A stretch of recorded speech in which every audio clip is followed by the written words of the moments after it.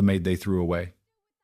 The first thing people noticed about Lena Caruso was her body, and the second thing they noticed was how quietly she accepted being mocked for it. In the Moretti mansion, silence was often mistaken for weakness, and because Lena had spent most of her life surviving on silence, everyone believed she was easy to crush. The mansion stood on the cliffs of Sicily like a palace built from secrets, all white stone, black iron balconies, marble floors, old oil paintings, armed guards, and hallways so polished that every servant could see their own exhaustion reflected beneath their feet. To the outside world, it was the private residence of Matteo Moretti, billionaire investor, hotel owner, and one of the most powerful men in Italy. To those who worked inside the walls, it was something else entirely. It was the heart of the Moretti Empire, a place where men arrived in tailored suits and left with faces pale from fear, where phones were never answered in public, where certain rooms stayed locked at all hours, and where one wrong word could end a career, a reputation, or worse. Lena knew all of that. She had known it from the first day she was hired as a maid. She also knew her place. Keep her head down. Clean the rooms. Carry the linens. Never ask questions. Never look too long at guests. Never listen at closed doors. Never forget that powerful people hated being reminded that servants had eyes. For 6 months, she had followed every rule. It had not protected her. Move faster, Lena, Bianca hissed from the end of the hallway, her perfect blonde hair pinned beneath a neat servant's cap that somehow made her look elegant while the same uniform made Lena feel invisible. Mr. Moretti has guests arriving before noon, and I don't want him embarrassed because the floors look like they were cleaned by a cow. The other maids laughed immediately. They always did. Bianca was the senior housemaid, beautiful, sharp-tongued, and cruel in the effortless way of women who knew the world preferred looking at them. Lena tightened her grip around the mop handle and kept working. Her cheeks burned, but she did not answer. Answering only gave them permission to continue. Silence, at least. Let her keep one small piece of dignity. Maybe if she spent less time eating in the kitchen, she'd finish the West Wing before sunset, another maid added. More laughter followed. Lena swallowed the sting and focused on the marble beneath her hands. She was 24 years old, curvy, soft-faced, and ordinary, in every way wealthy people considered unforgivable. She was not the kind of woman men wrote poems about. She was not delicate or fashionable or graceful enough to belong in glossy magazines. She was simply a maid with tired feet, kind eyes, and a heart that kept believing goodness mattered even when the world kept proving otherwise. That morning had already begun badly. Her boyfriend Carlo had ended their relationship through a text message at dawn. 3 years together, reduced to 2 sentences. I met someone better. Don't make this difficult. Someone better. Lena had stared at those words until her vision blurred, not because she was surprised, but because she hated that some wounded part of her believed him. Of course he had found someone thinner, prettier, someone who didn't smell like laundry soap after 14-hour shifts, someone who didn't count coins at the market, someone who didn't apologize before asking to be loved. She had cried for exactly 9 minutes in the servant's bathroom, then washed her face, tied back her hair, and returned to work because heartbreak did not pay rent. By late morning, the mansion was already preparing for a private gathering. Men from Milan, Rome, Palermo, and Naples were expected. The kitchen worked in frantic silence. Guards changed positions. The east wing was closed. The old library was locked. Every servant understood that this was not a normal meeting. Bianca became even more unbearable under pressure. She inspected Lena's cleaning cart with exaggerated disgust, picked up a folded cloth, and dropped it as though it carried disease. Honestly, I don't know why they hired you, she said. This house has standards. Lena looked down. I finished the guest corridor. Bianca stepped closer, lowering her voice so the cruelty became intimate. You should be grateful they let someone like you in through the service entrance. If Mr.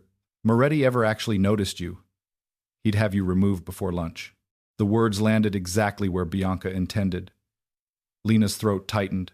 She wanted to say that she had never asked to be noticed by Matteo Moretti, that she was not stupid enough to dream of a man like him looking at a woman like her, that she only wanted to survive the day without being humiliated.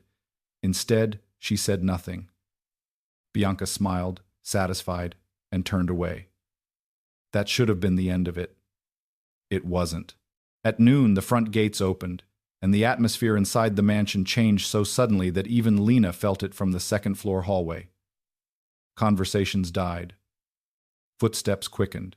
Guards straightened. Servants lowered their eyes. Power had entered the house. Matteo Moretti arrived through the main entrance surrounded by 4 men in black suits, but somehow he still appeared alone. He did not need anyone to announce him. The mansion seemed to recognize him before people did. Tall, broad-shouldered, dressed in a black tailored suit that looked severe enough to be armor, he moved with the calm certainty of a man who had never begged for anything in his life. His dark hair was combed back, his jaw sharp, his eyes colder than the sea beneath the cliffs. Officially, he was a billionaire. Unofficially, he was the man no one crossed twice. Lena had seen him only from a distance before, always briefly, always while lowering her gaze fast enough to remain invisible. This time, she made the mistake of looking up. For one impossible second, Matteo Moretti's eyes met hers across the corridor. The world seemed to quiet. Lena froze with a stack of folded towels in her arms. She expected his gaze to pass over her the way every powerful man's gaze passed over staff, but it didn't. It paused. Not long, not kindly, just enough to make her heart stumble. Then Bianca stepped into the corridor carrying a silver tray, noticed the direction of his attention, and her expression hardened. "Lena," she snapped too loudly. The towels shifted. Lena startled. One slipped from the stack and fell directly into the path of a visiting capo. The man stopped, looked down at the towel, then at Lena, and his mouth curled. "Is this what Moretti pays for now?" Bianca rushed forward before Lena could speak. "I'm so sorry, sir. She's new." Lena's face burned. "I'm not new," she whispered before she could stop herself. Bianca's eyes flashed. The capo laughed. "Then she's just incompetent." The humiliation spread through the corridor like wine across white cloth. Several men smirked. A maid covered her mouth to hide a laugh. Lena bent quickly to pick up the towel, but before her fingers reached it, a polished black shoe stepped onto the edge. She looked up slowly. Matteo Moretti stood in front of her. The corridor went completely silent. He looked first at the towel, then at the capo, then at Bianca, and finally at Lena. His expression revealed nothing. No anger, no pity, no amusement. Somehow, that was worse. "Your name," he said. His voice was deep, calm, and sharp enough to cut through every breath in the hall. Lena swallowed. "Lena Caruso, sir." Bianca immediately spoke. "Mr. Moretti, I apologize. She has been causing problems all morning, and I was about to have her removed from the guest wing." Matteo did not look at Bianca. His eyes remained on Lena. "Were you?" Bianca faltered. "Yes, sir." Another silence. Then Matteo finally turned his gaze toward the senior maid.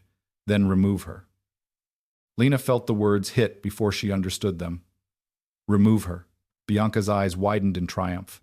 The maids exchanged satisfied glances. Lena's stomach dropped. She looked at Matteo, foolishly waiting for clarification, for correction, for anything. None came. His face remained unreadable. "She is dismissed from the house staff," he said, effective immediately. The corridor seemed to tilt. Bianca tried not to smile and failed. Lena's hands tightened around the towels until her fingers hurt. She wanted to defend herself.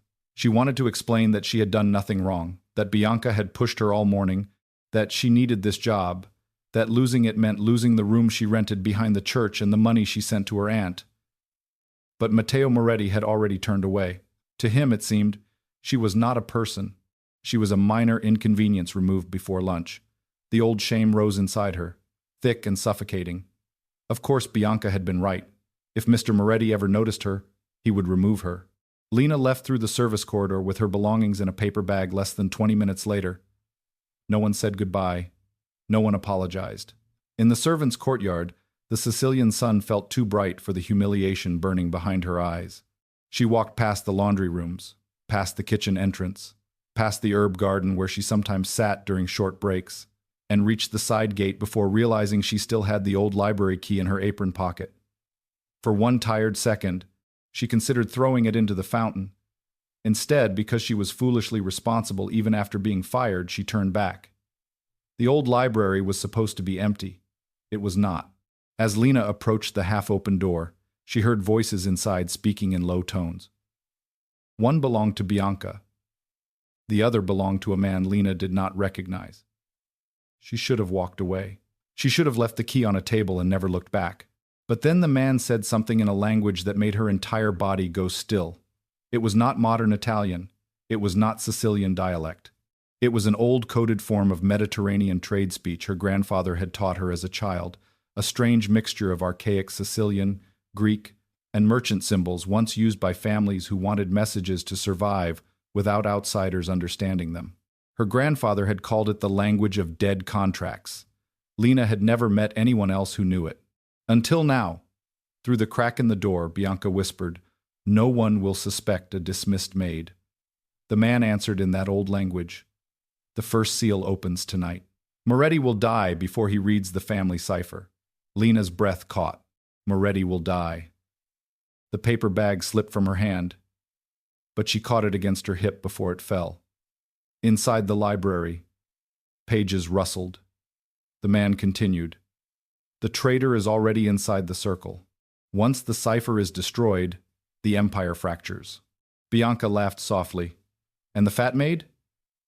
The man replied, "Forgotten by sunset." Something cold settled in Lena's chest. She was supposed to leave. She was supposed to be humiliated, dismissed, erased. Instead, she stood outside a forbidden library understanding a deadly message no one believed she could read. Her fingers trembled as she reached for the key still hidden in her apron pocket. On the table beyond the door, she could see an old document marked with the Moretti crest, covered in symbols she recognized from her grandfather's notebooks. Not random marks, not decoration, a cipher, a warning, a map of betrayal written in a language no one in the mansion seemed to understand. Footsteps suddenly moved toward the door. Lena stepped back too late. The door opened. Bianca froze when she saw her. For one terrible second, neither woman spoke. Then Bianca's face changed from surprise to fear. Real fear. "You," she whispered. Lena clutched the key so tightly it bit into her palm. Behind Bianca, the unknown man reached inside his jacket. Lena turned and ran. She ran down the corridor, past the portraits, past the locked doors, past the world that had thrown her away less than half an hour earlier. A shout followed. Footsteps thundered behind her. Guards turned in confusion. Someone yelled for her to stop. She did not stop. She burst into the main hall just as Matteo Moretti's private meeting began, breathless, humiliated, terrified, carrying no proof except a stolen glance at a cipher and the knowledge that the man who had fired her was about to be killed. Every armed man in the hall reached for a weapon. Matteo turned slowly from the head of the table, his dark eyes cutting toward her like a blade. "I thought you were dismissed," he said. Lena could barely breathe. Bianca appeared at the balcony above, face pale, eyes wide with warning. The unknown man was gone. Every instinct told Lena to stay silent. Every lesson life had taught her told her that powerful men did not believe women like her. But then she saw the old document on the table in front of Matteo, the first seal already broken, the cipher waiting to be read incorrectly, and something inside her finally refused to be small. "Don't open that," she said. The room went still. Matteo's gaze sharpened. "Why?" Lena looked directly at him for the first time without lowering her eyes. Her voice shook, but the words were clear. "Because the message isn't a blessing. It's a death sentence." The silence that followed was so complete, she could hear her own heartbeat. Matteo Moretti stared at the maid he had thrown away, the woman everyone had mocked, the woman no one believed could matter. Then his eyes dropped to the cipher, and for the first time since she had met him, the coldest man in Sicily looked surprised. The cipher at the table. Matteo Moretti did not believe Lena Caruso immediately, and why would he? Less than an hour earlier he had dismissed her from the mansion staff without a second thought, and now she stood breathless in the middle of his private council hall, hair coming loose from its pins, cheeks flushed from running, a paper bag of belongings still clutched in one hand, warning the most dangerous man in Sicily not to open a family document older than most of the men seated around the table. The hall remained frozen around her. Capos in tailored suits stared with narrowed eyes. Bodyguards stood with hands near their weapons. Bianca watched from the upper balcony, her face pale but her mouth tight with anger. Matteo stood at the head of the table, one hand resting beside the broken seal of the Moretti cipher, his dark eyes fixed on Lena as though he was deciding whether she was insane, useful, or already dead. "Repeat what you said," he ordered. Lena swallowed, feeling every stare burn through her uniform. "The message isn't a blessing. It's a death sentence." A low murmur moved through the room. One of the older men laughed under his breath. "This is absurd."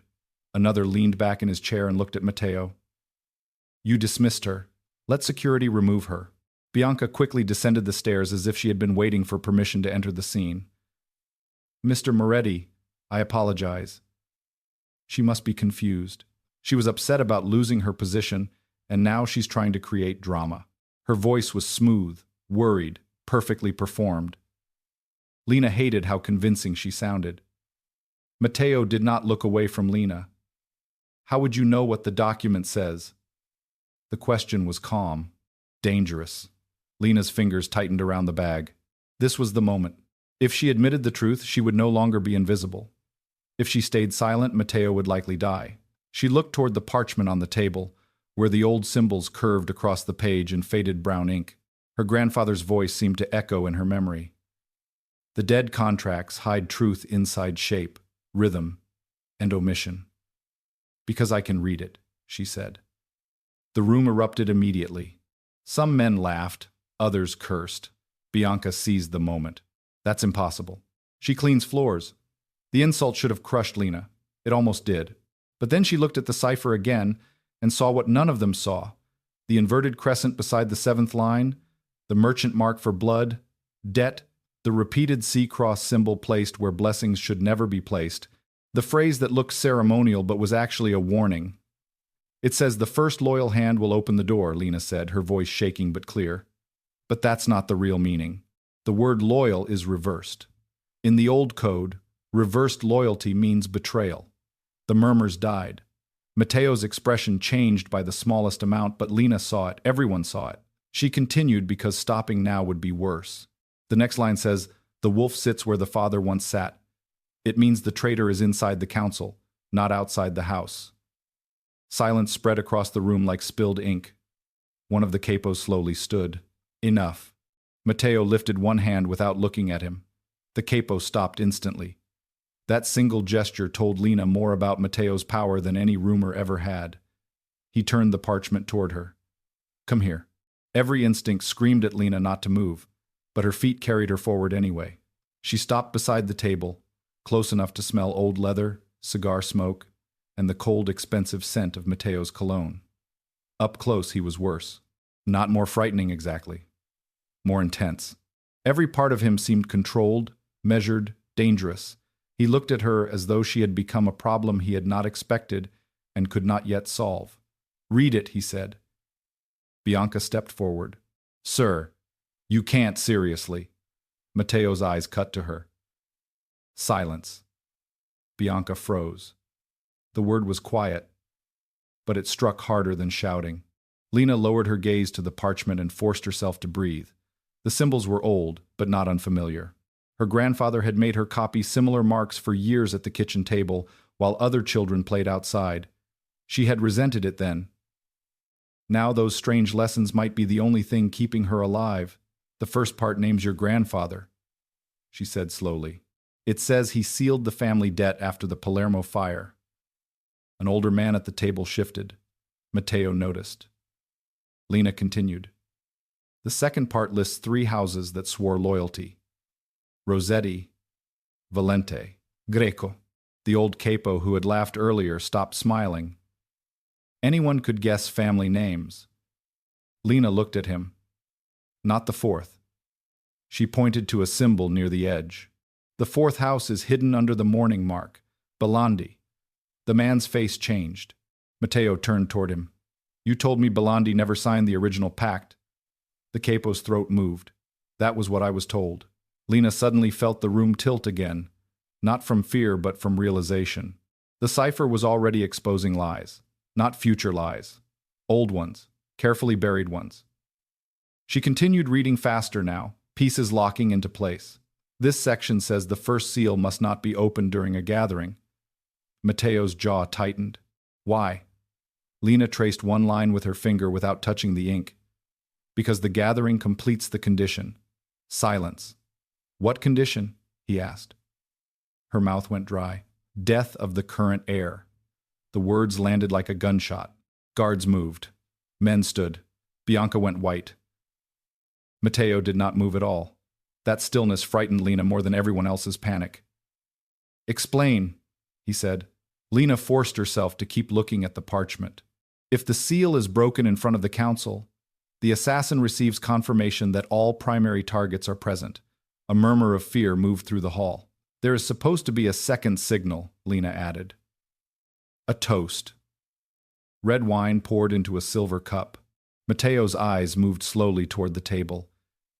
At the center sat a silver cup already filled with dark red wine. No one breathed. Lena looked at the cup and felt ice spread through her chest. Don't drink that. Matteo's hand moved before anyone else's. He lifted the cup, but instead of drinking, he held it under the chandelier light. Something dark clung to the rim, not wine, thicker, almost invisible. Dante, Matteo's head of security, stepped forward and took the cup with gloved hands. His face hardened. Poison? Lena whispered. Dante looked toward Matteo.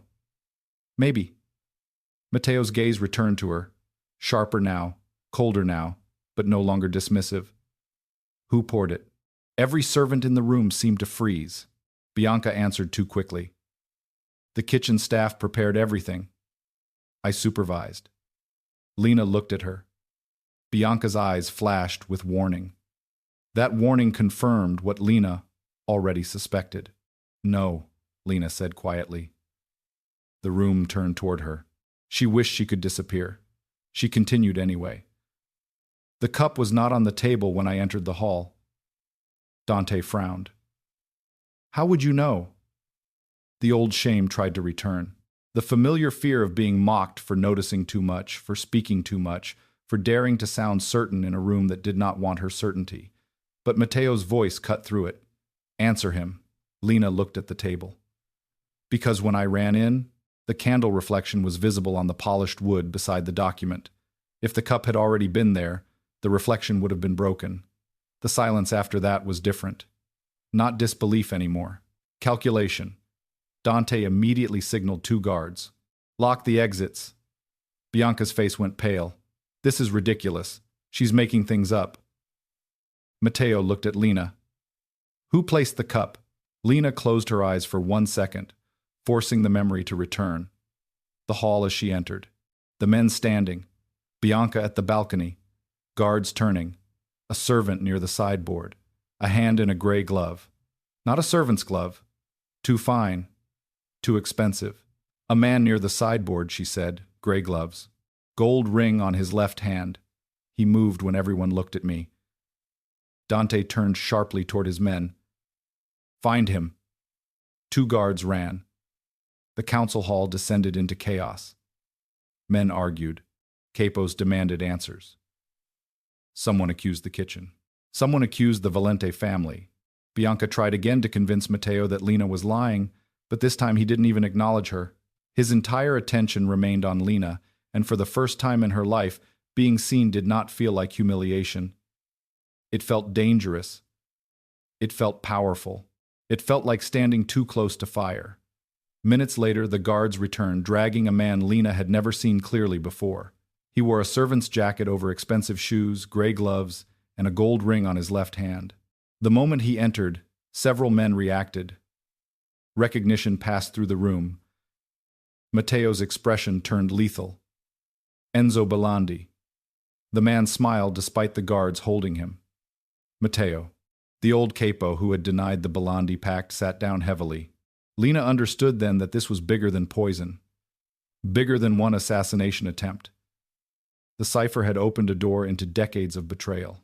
Enzo's gaze moved to her, and the hatred in his eyes made her stomach twist. You should have let the maid leave. Matteo stepped in front of her before Lena realized he had moved. The protective gesture was small but unmistakable. Bianca noticed it, and rage flickered across her face. Enzo laughed. Already protecting strays? Matteo did not react. Who sent you? Enzo's smile widened. Read the rest of the cipher. Dante struck him hard enough to silence the room, but Enzo only laughed again, blood touching his lip. She can read it, can't she? That's why this is funny. You threw away the only person in your house who could save you. The words settled over everyone. Lena felt them in her bones. Matteo did too. Slowly, he turned toward her. Something unreadable moved behind his eyes. Not regret, not yet, but recognition. He knew now that dismissing her had been more than cruelty. It had been a mistake. Before anyone could question Enzo further, the lights flickered. Once, twice. Then the chandelier above the table went out completely. Darkness swallowed the hall. A gunshot cracked through the room. Someone screamed. Bodies moved. Guards shouted. Lena felt a hand seize her wrist and pull her down behind the table, just as another shot shattered the glass behind where she had been standing. Matteo's body covered hers, one arm braced beside her head, his voice low against her ear. Don't move. Her heart hammered so hard she could barely breathe. In the darkness, men fought, shouted, cursed. A third shot rang out. Then emergency lights flooded the hall in dim red. Enzo was on the floor, blood spreading beneath him, dead before he could reveal the rest. The assassin was gone. The cup remained untouched. The cipher lay open on the table, and Lena Caruso realized with sickening clarity that the message had been right. The traitor was inside the council. Matteo slowly lifted his head and looked down at her. For one suspended second, they were close enough for her to see the cold fury in his eyes and something else beneath it. Something she did not yet know how to name. Then he stood, pulling her up with him, and turned to the room full of powerful men who suddenly looked far less certain than before. His voice was quiet when he spoke, but every person heard it. No one leaves. His hand was still around Lena's wrist. He seemed to notice at the same moment she did. But he did not let go. And she stays with me. The words struck the hall harder than the gunshots. Bianca looked as if she had been slapped. Dante stared. The capos exchanged uneasy glances. Lena could barely breathe. Less than an hour ago, Matteo Moretti had fired her because she was nothing. Now he was holding her wrist in front of his entire council and declaring she would remain at his side. Not because he trusted her. Not yet. Because the family cipher still had secrets left to reveal, and someone inside his empire was willing to kill to stop her from reading them. The blood inside the family. The gunshot still echoed in Lena Caruso's mind long after the council hall fell silent.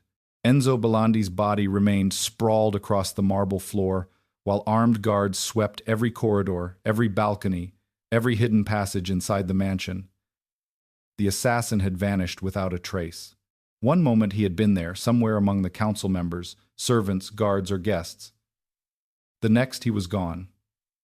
What remained behind was a dead conspirator, an unfinished cipher, and a terrifying truth. Someone inside Matteo Moretti's inner circle wanted the old secrets buried badly enough to kill for them.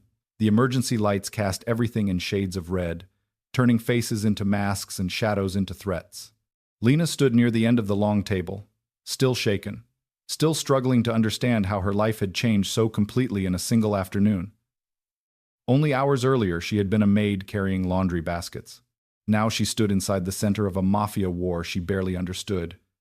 Matteo remained beside her, his expression unreadable as Dante coordinated the lockdown. Nobody was allowed to leave. Not family, not guests, not servants. Not even the council members who had known Matteo for decades.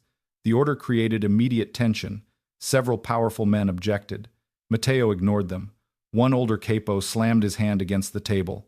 You think one of us is responsible? Matteo finally looked at him. The room became quiet instantly. I think someone in this house just murdered a witness. No one argued after that. An hour later, the body had been removed, but the fear remained.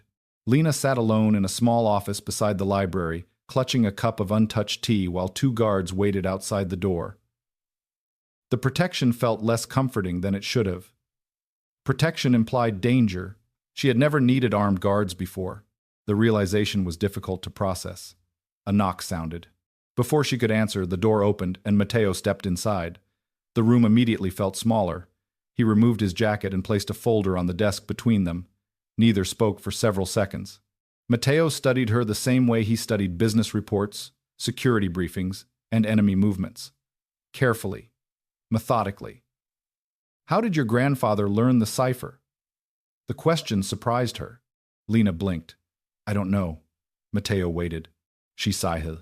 He never explained where it came from. He just taught me.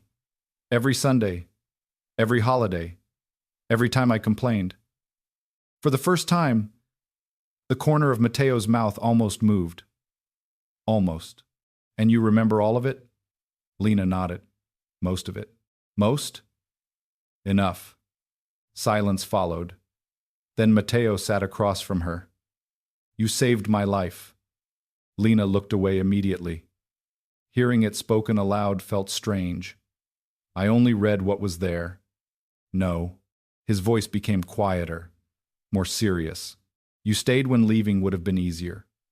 Something about the statement unsettled her more than praise should have. No one had ever described her actions as brave, mostly because nobody noticed them. Before she could answer, Matteo opened the folder. Inside rested photographs of old documents, family records, coded messages, and portions of the cipher copied onto modern paper. I need the rest translated. Lena stared. Now? Now? The simplicity of the answer almost made her laugh. Instead, she leaned forward and examined the pages. Hours passed. The mansion settled into uneasy silence while Lena worked through symbols older than anyone expected her to understand. Matteo remained nearby the entire time, reviewing reports, making calls, issuing orders. Neither spoke much. Yet gradually Lena became aware of something unusual. Matteo never treated her like Bianca did. He never mocked her, never interrupted her, never looked at her with pity. He looked at her the way he looked at problems that mattered. It was oddly comforting. Shortly after midnight, she reached a section of the cipher that made her blood run cold. Matteo, he looked up immediately. She noticed that he never ignored his name when she used it. What?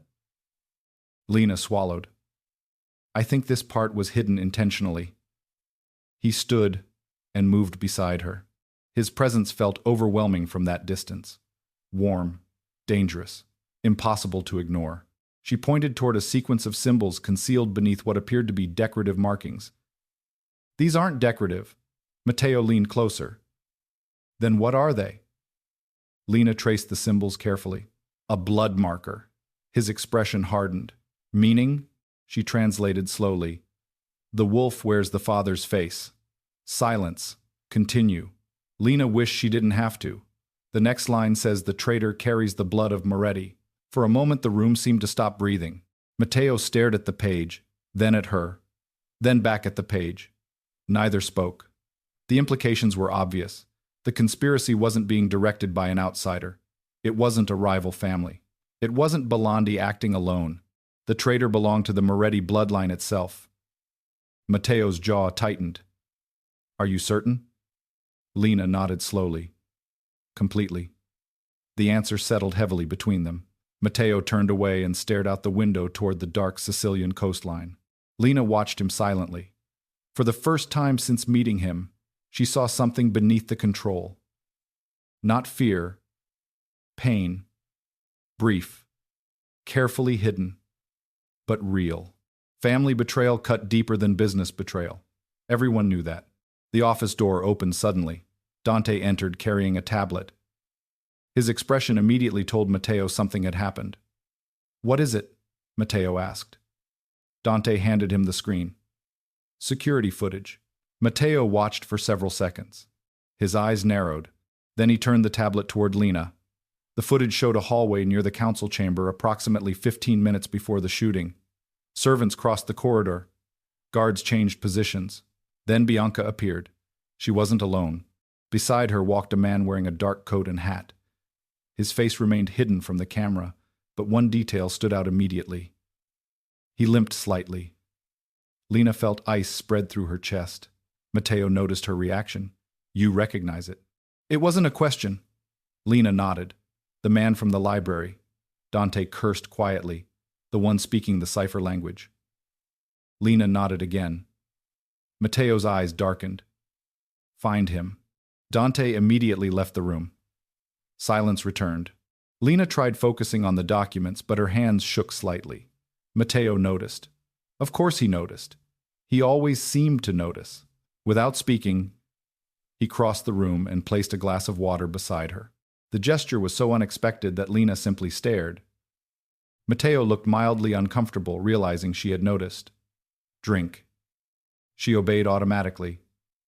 A strange warmth settled inside her chest. Not because of the water. Because nobody had taken care of her in a very long time. Matteo returned to the window. Bianca has worked here for 4 years.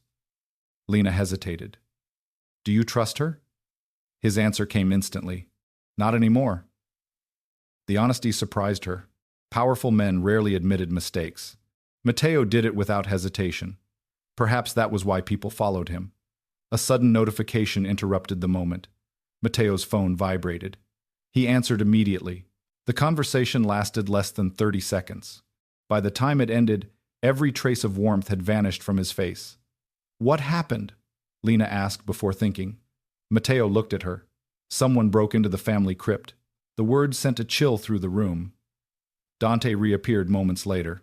There's more. Matteo turned. What? Dante's expression was grim. One grave was opened. Silence. Whose? Dante hesitated. Your father's. The room went completely still. Matteo didn't move, didn't blink, didn't react. Yet Lena felt the tension radiating from him like heat from a fire. Then Dante delivered the final blow. And there's something missing. Matteo's voice became dangerously calm. What? Dante swallowed. The family ledger. Lena frowned. What's the ledger? Neither man answered immediately. That alone terrified her. Finally, Matteo spoke. The ledger contains every secret the Moretti family has protected for 3 generations. The realization landed hard. The cipher. The poison. The assassination attempt. The traitor. The grave robbery. Suddenly everything connected. Someone wasn't simply trying to kill Matteo. Someone was hunting a secret buried deep within the Moretti bloodline. Then Lena looked back at the translation. One unfinished line remained hidden beneath the next section of symbols. She studied it carefully, slowly, methodically. Her pulse accelerated. Matteo noticed. What is it? Lena lifted her eyes. The next line. What about it? She swallowed. I think it tells us why they stole the ledger. Matteo stepped closer. Read it. Lena looked down once more. The symbols seemed to blur for a second before finally revealing their meaning. When she translated the sentence aloud, even Matteo appeared shocked. When the blood returns, the rightful heir awakens. Silence swallowed the room. Nobody spoke. Nobody moved. Because suddenly the conspiracy wasn't about money. It wasn't about revenge. It wasn't even about power. Somewhere inside the Moretti family history existed a hidden heir powerful enough to justify murder, betrayal, poison, and decades of secrecy. And whoever was behind the conspiracy had just stolen the only record capable of revealing their identity, the secret only she could see. The words remained trapped inside Lena Caruso's mind long after midnight. When the blood returns, the rightful heir awakens. She had translated the sentence 3 times, checked every symbol twice, and still reached the same conclusion. The cipher was not describing money. It was not describing property. It was describing a person.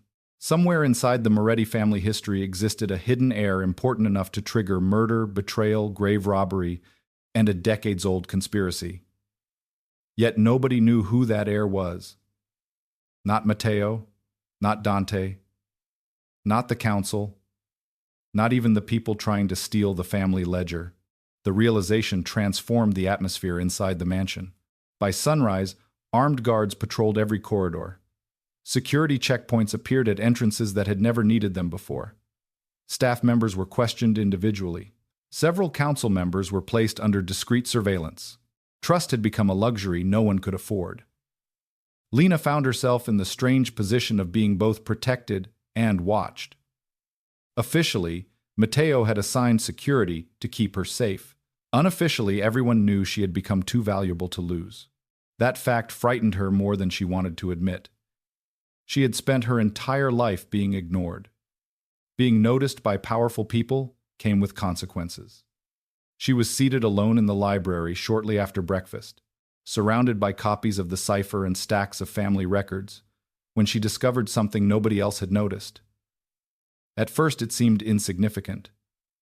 A tiny marking hidden beside one of the symbols, then another, then a third.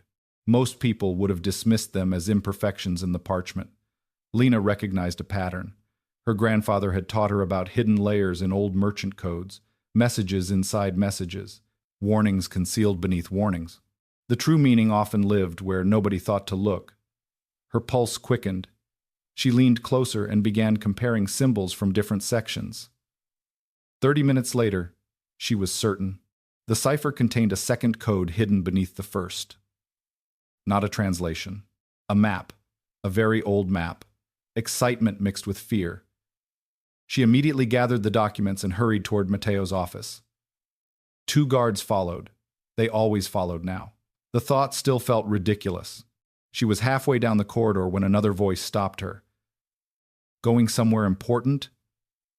Lena froze. Bianca stood near a window overlooking the sea, dressed impeccably as always, her expression calm enough to hide the resentment burning beneath it. Since the shooting, Bianca had become careful. Too careful.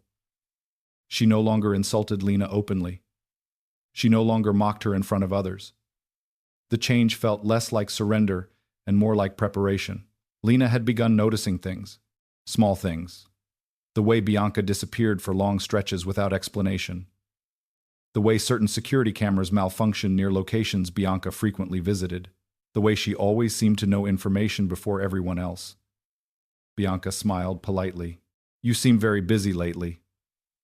Lena tightened her grip on the papers. I have work to do. Bianca's smile widened. So do I. The exchange sounded harmless. It wasn't. Both women understood that. Before Lena could continue walking, Bianca stepped closer. Be careful. Lena frowned. About what? Bianca lowered her voice. People who become important too quickly tend to disappear. A chill ran down Lena's spine. The threat was subtle enough to deny, direct enough to understand. Then Bianca walked away. Lena remained frozen for several seconds before forcing herself onward. By the time she reached Matteo's office, her heartbeat had accelerated. She knocked once. Enter. The familiar voice somehow calmed her immediately. Matteo sat behind a large desk covered in reports. Sunlight streamed through the windows behind him, casting golden light across dark wood and leather. He looked tired. Not physically. Mentally. The kind of exhaustion created by carrying responsibility for too many lives. Yet the moment he saw her expression, he set the reports aside. What happened? Lena placed the documents on his desk. I found something. Matteo stood immediately. Show me. For the next 20 minutes, Lena explained her discovery. The hidden markers, the secondary structure, the concealed directional system buried beneath the visible cipher. Matteo listened without interrupting. That alone amazed her. Most people stopped listening after the first complicated explanation. Matteo followed every detail. When she finally finished, he leaned over the documents and studied the pattern. You're saying this isn't a message? Lena nodded. Not entirely. She pointed toward several connected symbols. It's directions. Matteo looked up. To what? Lena swallowed. I think the ledger. Silence filled the office. Neither spoke. The possibility was obvious. If the ledger had been stolen from the family crypt, perhaps the cipher anticipated that possibility decades ago. Perhaps Antonio's ancestors had built safeguards into the code. Matteo's eyes sharpened. Can you follow it? Lena hesitated. I think so. The answer immediately changed the room. Within an hour, Matteo, Dante, Lena, and a small security team descended into one of the oldest sections of the mansion. Few people even knew the tunnels existed. The stone passages beneath the estate dated back centuries, originally designed as escape routes during periods of political violence. The air smelled of dust and age, Flashlights illuminated faded walls. Every few meters, Lena stopped to compare symbols from the cipher against carvings hidden within the stone. Several times she thought she had made a mistake. Several times the markings aligned perfectly. The deeper they traveled, the more convinced she became. Someone long ago had hidden instructions throughout the tunnels. Eventually, the passage ended at a sealed chamber behind a forgotten wine cellar. Dante forced the door open. Dust exploded into the air. Everyone coughed. Then their lights revealed something unexpected. Shelves, boxes, documents, more records than anyone thought existed. Matteo stepped forward slowly. "What is this?" Lena's heart pounded. She didn't know. Yet, they spent hours examining the contents. Most proved historical. Family contracts, land records, correspondence, political agreements. Nothing immediately connected to the conspiracy. Then Lena found a small wooden box hidden beneath a false shelf. The lock had already been broken. Recently, her stomach tightened instantly. Someone had reached the chamber before them. Matteo noticed her expression. "What is it?" She lifted the box. Empty. Completely empty. Whatever had once been inside was gone. Dante swore softly. Matteo's expression darkened. They were too late. Again. Yet one item remained. A folded letter trapped beneath the box. The paper was yellowed with age. Matteo opened it carefully. The handwriting belonged to his grandfather. The room became silent as he read. Then something unusual happened. Matteo looked genuinely shocked. Lena had never seen that expression on him before. "What?" she asked quietly. Matteo read the final lines again before answering. "The heir." His voice sounded distant. "My grandfather knew who it was." Lena's pulse accelerated. "Who?" Matteo looked at her, then at the letter, then back at her. For several seconds he said nothing. The silence became unbearable.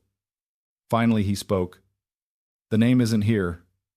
Relief and disappointment collided instantly. Dante frowned. "Then what does it say?" Matteo handed him the letter. Dante read for several moments before looking up. His face had become pale. "That's impossible." Lena's heart sank. "What?" Dante looked directly at her. According to this letter, the rightful heir was hidden outside the Moretti family. Silence. Complete silence. Then Matteo spoke again. "And whoever stole the ledger already knows it." The realization hit everyone at once. The conspiracy wasn't hunting a Moretti. It was hunting someone connected to the Moretti legacy. Someone hidden deliberately. Someone powerful enough to threaten everything. Then Lena noticed one final line at the bottom of the letter. Small. Easy to miss. Written in different ink. Her breath caught immediately. Matteo saw her reaction. "What is it?" Lena pointed toward the sentence. The handwriting wasn't his grandfather's. It was newer, recent, added years later. Matteo read the words aloud. "Protect the girl before she learns the truth." The chamber became silent. Dante frowned. Matteo stared at the sentence. Then both men slowly looked at Lena. Her stomach dropped. Because suddenly she realized something terrifying. The letter never named the heir. But for some reason, it specifically mentioned a girl. And at that exact moment, somewhere above them in the mansion, Bianca Santoro smiled while reading a message on her phone. The message contained only 6 words. She found the second chamber. The girl in the cipher. By dawn, the second chamber beneath the Moretti mansion had become the most dangerous room in Sicily. Matteo ordered the tunnels sealed, the servants questioned, the council watched, and every camera in the estate reviewed from the hour before Lena discovered the hidden map. No one was allowed near the old wine cellar without Dante's approval. No one was allowed near Lena without Matteo's. That last order spread through the mansion faster than any official announcement. By breakfast, every maid, guard, cook, and houseman knew the woman Matteo had fired the day before now had 2 armed men outside her door. They knew she had read the family cipher. They knew she had found a chamber no one else knew existed. They knew the old letter hidden inside mentioned a girl. And because people feared what they didn't understand, they began looking at Lena differently. Not kindly, not respectfully, carefully. That was somehow worse. Lena had spent years being ignored, and now every glance felt like a hand closing around her throat. Bianca watched her most carefully of all. She no longer laughed openly. She no longer tossed insults across hallways. Instead, she smiled with the polished calm of someone sharpening a knife behind her back. Lena saw it, but she had no proof, only instinct, and instinct meant very little inside a house where everyone demanded evidence before truth. Matteo, however, seemed to understand instinct better than most men. He noticed the way Lena tensed whenever Bianca entered a room. He noticed the silence that followed her through the corridors. He noticed that she ate almost nothing at breakfast while pretending the guards near the door didn't make her nervous. He noticed everything, which was becoming its own kind of danger. Later that morning, he summoned her to his office. Lena expected another interrogation, another stack of coded documents, another terrifying clue connecting her to a conspiracy she had never asked to join. Instead, she found Matteo standing beside the window with a tray of coffee and warm bread placed on the desk. "Sit," he said. Lena looked at the tray, then at him. "Is this a meeting or a kidnapping with breakfast?" The corner of his mouth almost moved. Almost. Eat. She should have been offended by the command. Instead, her stomach betrayed her with a soft, embarrassing sound. Matteo's eyes dropped for half a second. Lena wanted the floor to open and swallow her. "I wasn't hungry," she muttered. Clearly. His tone was dry enough that she almost smiled. Almost. She sat, picked at the bread, and tried to ignore the fact that the most feared man in Sicily had noticed she hadn't eaten. After a long silence, he placed a folder before her. "Your grandfather." Lena froze. "What about him?" Matteo sat across from her. "Dante found records connecting him to my family." Her breath caught. "That's impossible. Most things in this house are impossible until they try to kill someone." The sentence should not have been comforting. Yet, somehow it steadied her. She opened the folder with careful fingers. Inside were copies of immigration papers, old photographs, trade permits, and handwritten notes in a language she recognized instantly. Her grandfather's cipher practice sheets, the same style he had forced her to copy as a child. The same strange loops, dots, and broken crescents. Her throat tightened. "Where did you get these?" "A private archive under my father's name." Lena looked up sharply. "Your father knew my grandfather?" Matteo's expression remained unreadable. It seemed so. Lena stared at the pages. Memories returned in pieces, her grandfather's rough hands guiding hers across paper, his voice telling her that some languages survived only because dangerous men forgot women could learn them, the way he always burned the scraps after lessons, the way he made her promise never to read old family markings in front of strangers. At the time, she had thought he was being dramatic. Now she wondered how much he had been hiding. Near the bottom of the folder, one photograph made her stop breathing. It showed a younger version of her grandfather standing beside Matteo's father, Antonio Moretti, outside the mansion gates. Between them stood a little girl Lena did not recognize at first. Curvy cheeks, dark curls, round eyes, clutching a cloth doll. Then realization struck so hard, the room tilted. It was her. She was in the photograph. She had been inside the Moretti estate as a child. "No," she whispered. Matteo leaned forward. "You remember?" Lena shook her head slowly. I don't think so." But even as she said it, something stirred beneath memory. A smell of lemon trees, a woman's silver bracelet, a hallway with blue tiles, a man shouting behind a closed door, her grandfather picking her up and whispering, "Don't look back." Matteo watched her face carefully. "What do you remember?" Lena pressed a hand to her chest. "Fragments. Tell me." His voice was low, commanding, but not cruel. She closed her eyes. "I remember coming here. Maybe. I remember my grandfather being afraid. I remember a woman crying. I remember someone saying the girl must never know." Silence followed. When Lena opened her eyes, Matteo's expression had changed. Not dramatically, but enough. "The girl," he said quietly. Lena looked down at the letter from the chamber, the line that had haunted them since the night before. Protect the girl before she learns the truth. The pieces moved closer together, not forming a picture yet, but threatening to. Before either could speak, the office doors opened without permission. Bianca entered carrying a silver tray, her smile perfectly arranged. Forgive me, Mr. Moretti. I brought fresh coffee. The room cooled instantly. Matteo's eyes lifted. I did not ask for coffee. Bianca's smile flickered. You thought wrong. Lena saw the humiliation flash across Bianca's face. She also saw something else. The smallest glance toward the folder on the desk. Too quick, too interested. Matteo noticed too. Slowly he closed the folder. Bianca's fingers tightened around the tray. Of course. My apologies.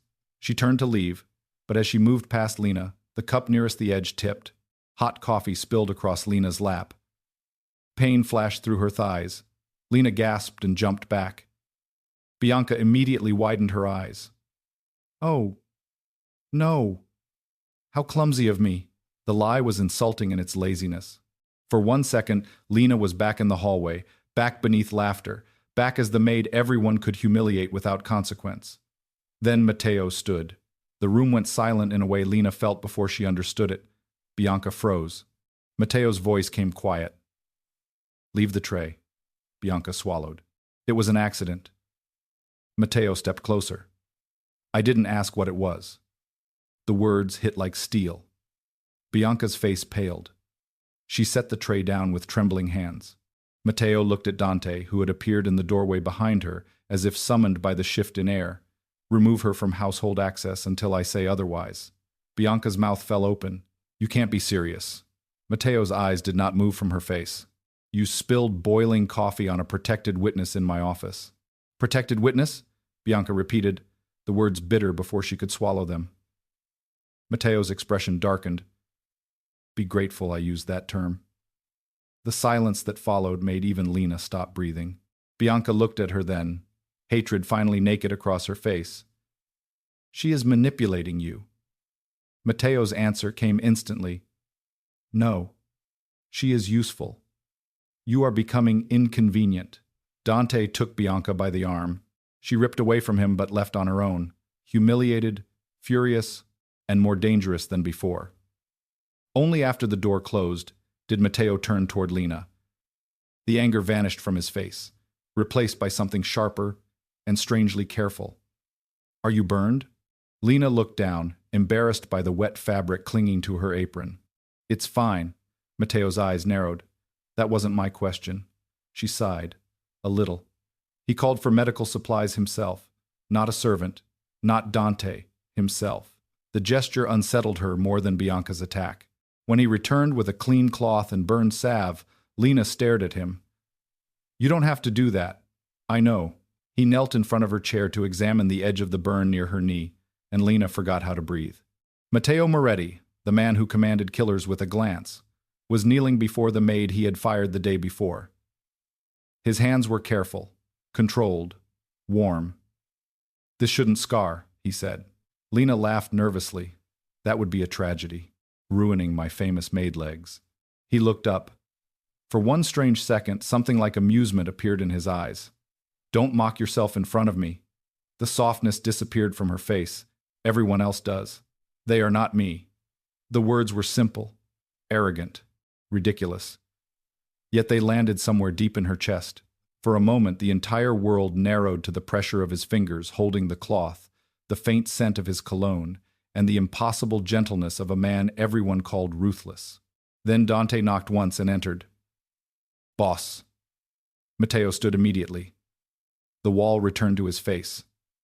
What? Dante looked at Lena, then back at him.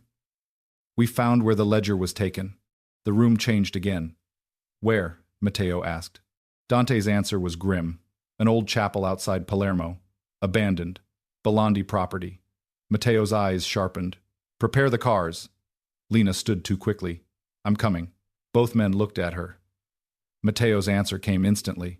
No. Lena expected that. It still irritated her. I can read the cipher. If the ledger has markings. No. You need me. I need you alive. The words struck harder than expected. Dante looked away as if suddenly very interested in the wall.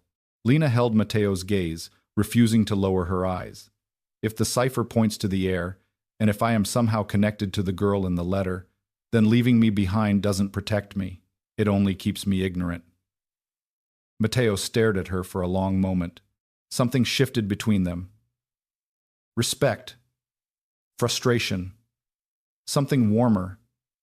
Neither of them wanted to name. Finally, he turned to Dante.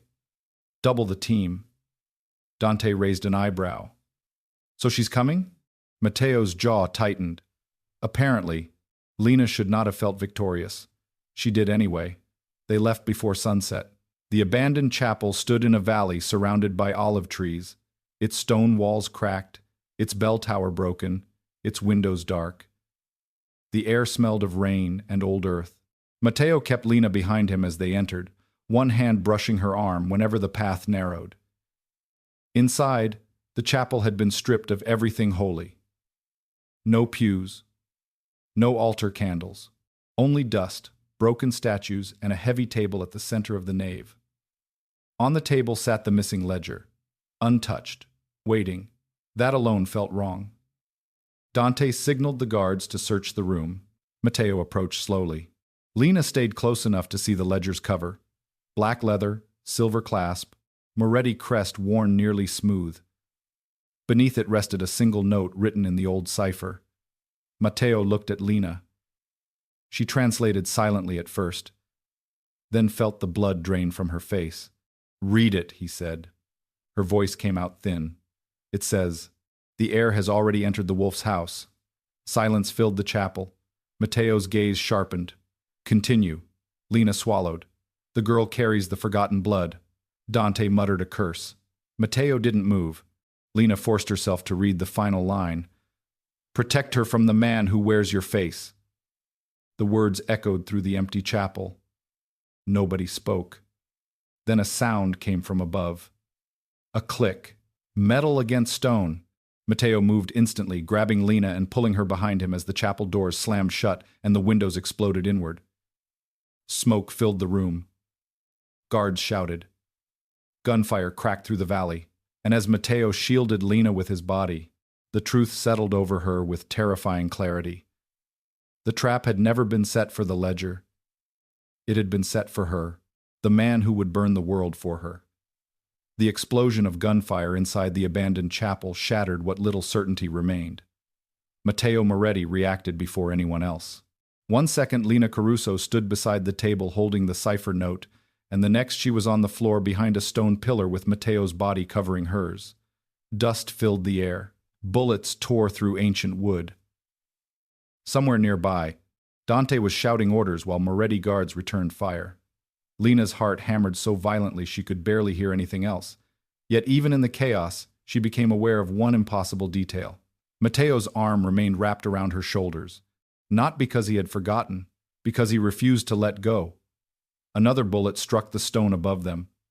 Fragments sprayed across the floor. Matteo immediately shifted, placing himself between the impact and Lena. The movement happened so naturally that it terrified her more than the shooting. Powerful men protected valuable assets. They did not shield them with their own bodies. Yet Matteo wasn't hesitating. He wasn't calculating. He wasn't weighing costs and benefits. His first instinct had been her safety. The realization settled somewhere deep inside her chest and refused to leave. "Stay down," he ordered. Lena nodded automatically. The chapel echoed with more gunfire. Then silence. A long, terrible silence. Dante appeared moments later. Clear. Matteo didn't move immediately. His eyes scanned every corner of the chapel before finally releasing a slow breath. Only then did he help Lena to her feet. His hands remained on her arms longer than necessary. Neither mentioned it. Neither trusted themselves enough to mention it. Around them, guards secured the perimeter, while Dante examined shell casings near one of the shattered windows. The attackers were gone. They had never intended to stay. This had been a warning. Or perhaps a test. Lena looked toward the table. The ledger remained untouched. So did the note. The message echoed inside her mind. The heir has already entered the wolf's house. The girl carries the forgotten blood. Protect her from the man who wears your face. Every sentence felt more dangerous than the bullets. Matteo picked up the ledger and handed it directly to Dante. No one touches this except Lena. Dante nodded immediately. No argument, no hesitation. Lena noticed several guards exchange glances. She understood why. 6 days ago she had been cleaning bathrooms. Now Matteo Moretti trusted her with information he would not trust to his own counsel. Trust. The word frightened her, because she wasn't sure she deserved it. The drive back to the mansion was quiet. Matteo sat beside her in the rear vehicle while Dante traveled ahead with the security convoy. The silence between them should have felt uncomfortable. Somehow it didn't. Lena stared out the window at the Sicilian coastline rolling past in darkness. Eventually she became aware of Matteo watching her. "What?" she asked softly. His gaze didn't move. "You're thinking too much." Lena laughed nervously. "I've been shot at twice this week. 3 times. She looked at him. That isn't helping. To her surprise, the corner of his mouth moved slightly. Not quite a smile. Close enough to be dangerous. Silence returned. Then Lena asked the question she had been avoiding. "Do you think it's me?" Matteo didn't pretend not to understand. "The girl?" Lena nodded. The answer took longer than she expected. "I don't know." Strangely, she appreciated the honesty. Most people would have lied to comfort her. Matteo never seemed interested in comfort when truth was available. "But you suspect it." He looked out the window for several seconds before answering. "I suspect someone wanted your grandfather connected to this family. Why? That's what we're going to find out."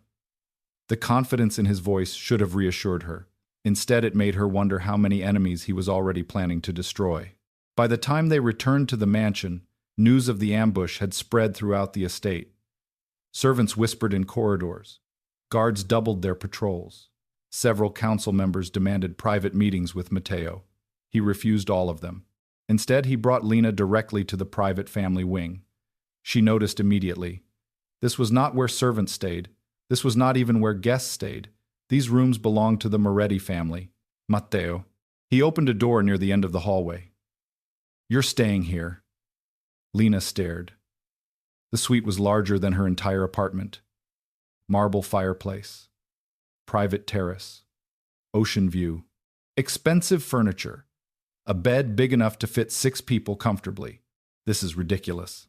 Matteo remained unmoved. "It's secure. It's a palace. Temporary." Lena turned toward him. "People are going to talk." His expression became perfectly calm. "Let them." The answer hit harder than she expected. Before she could respond, Dante appeared carrying a folder. His face was grim. "We found something." Matteo immediately shifted into business mode. "What?" Dante handed him several photographs. Bianca. Lena's stomach tightened. Matteo examined the images silently. Then he passed them to her. The photographs showed Bianca meeting the same limping man captured on the security footage, multiple times. Different locations, different days. One image had been taken only 2 nights earlier. Bianca wasn't merely suspicious. She was involved. Directly. "Why hasn't she run?" Lena asked quietly. Dante answered, "Because she thinks we don't know." Matteo's eyes darkened. Good. The single word made Lena nervous for Bianca despite everything. She was beginning to understand how Matteo handled betrayal, not loudly, not emotionally, patiently, like a predator waiting for the perfect moment. Later that evening, Lena sat alone in her new room studying the ledger. Hours passed. Page after page revealed coded financial records, hidden alliances, family disputes, and names she didn't recognize. Most seemed unrelated to the heir. Then she found something strange. A repeated symbol, 3 crescent marks surrounding a rose. Her breath caught immediately. She had seen that symbol before, not in the ledger, at home. In one of her grandfather's old notebooks. The realization hit so hard she stood abruptly. She rushed to the small suitcase containing her belongings. Beneath folded clothes rested a worn leather journal she had carried since childhood. Her grandfather's journal, the one possession she never left behind. Hands trembling, she flipped through the pages until she found it. 3 crescents, 1 rose, the exact same symbol. Beneath it, written in her grandfather's handwriting, appeared a single sentence. If Lena ever learns the truth, tell Matteo first. The room seemed to tilt. Her name, not the girl's name, not a code, not an heir. Lena. Specifically Lena. Fear spread through her chest. Confusion followed. Then came the knock, 3 sharp taps against the door. She froze. Lena? Matteo's voice. She crossed the room and opened the door. One look at her face was enough. What happened? She handed him the journal. Matteo read the sentence once, then again, then a third time. His expression changed with each reading. Lena watched the realization spread across his features. Not certainty, but possibility. A possibility both of them had been avoiding. Slowly, Matteo looked up. Your grandfather knew my father. Lena nodded weakly. Apparently. Matteo turned another page. Then another. Suddenly he stopped. His entire body went still. Lena's pulse accelerated. What? He handed her the journal. She looked where he pointed. Taped inside the page was an old photograph, a younger Antonio Moretti. Her grandfather. A woman she didn't recognize. And a little girl, the same little girl from the earlier photograph. Lena. On the back, written in faded ink, appeared 6 words. The child must never be found. Silence swallowed the room. Neither spoke. Neither moved. Because for the first time, the possibility no longer felt distant. It no longer felt theoretical. Every clue, every cipher, every warning, every attack, every secret, every dead witness, every hidden chamber, every stolen ledger, everything pointed toward the same terrifying conclusion. Lena Caruso was no longer searching for the hidden heir. She might actually be the hidden heir. And somewhere else inside the mansion, Bianca Santoro was listening to a voice on the phone. Are you certain? She asked. The man on the other end laughed softly. Very. Bianca glanced toward the family wing, toward the room where Lena now slept under Matteo's protection. Then what do we do? The answer arrived without hesitation. Before Matteo discovers the truth, a pause followed. Then the order came. Kill the girl. The forgotten bloodline. The order to kill Lena Caruso changed everything, even though she did not hear it herself. Somewhere beyond the walls of the Moretti estate, hidden behind encrypted phones and false identities, powerful people had finally reached a conclusion. The girl was no longer a possibility. She was a threat. And threats were eliminated. Matteo Moretti understood this before anyone else. By sunrise, security around Lena had tripled. 2 guards became 6. Hallway patrols doubled.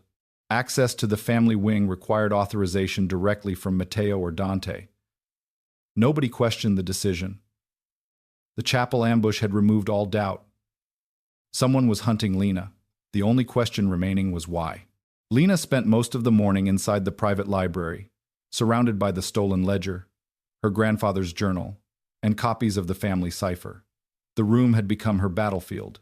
Every page felt like a puzzle piece from a life she never knew existed. Across the room, Matteo worked through reports from the previous night's attack. Neither spoke much. They no longer needed to. An odd comfort had developed between them. Not the comfort of friendship. Not yet. Something deeper. The comfort of 2 people standing on the same side of a war neither had chosen. Several times Lena caught herself watching him. The way he focused. The way he absorbed information without panic. The way people instinctively listened when he spoke.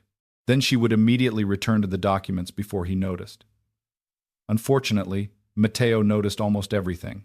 Around noon, Dante entered carrying another stack of recovered records from the hidden chamber. Found these in a sealed storage vault.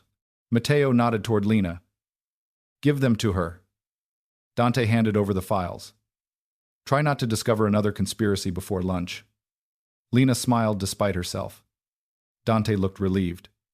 Good. She still knows how to smile. I was starting to worry. Matteo glanced at him. Dante wisely left before receiving a response. The moment the door closed, Lena opened the first file. At first it appeared ordinary. Family correspondence, property transfers, legal agreements. Then she reached a collection of birth records hidden between unrelated documents. Her pulse immediately accelerated. Several names had been crossed out. Others had been altered.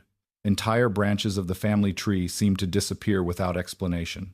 The deeper she looked, the stranger it became.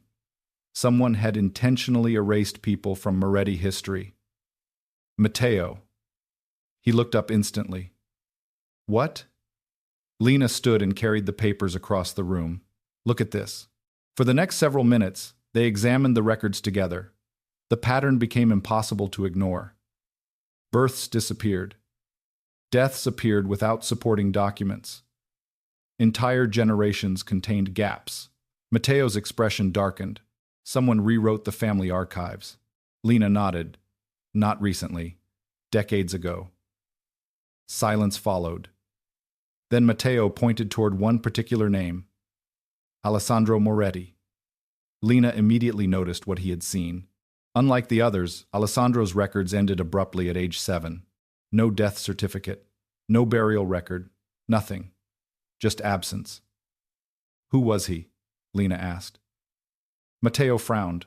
My grandfather's younger brother. Her eyes widened. I thought your grandfather only had one sibling. Matteo slowly looked at her. So did I.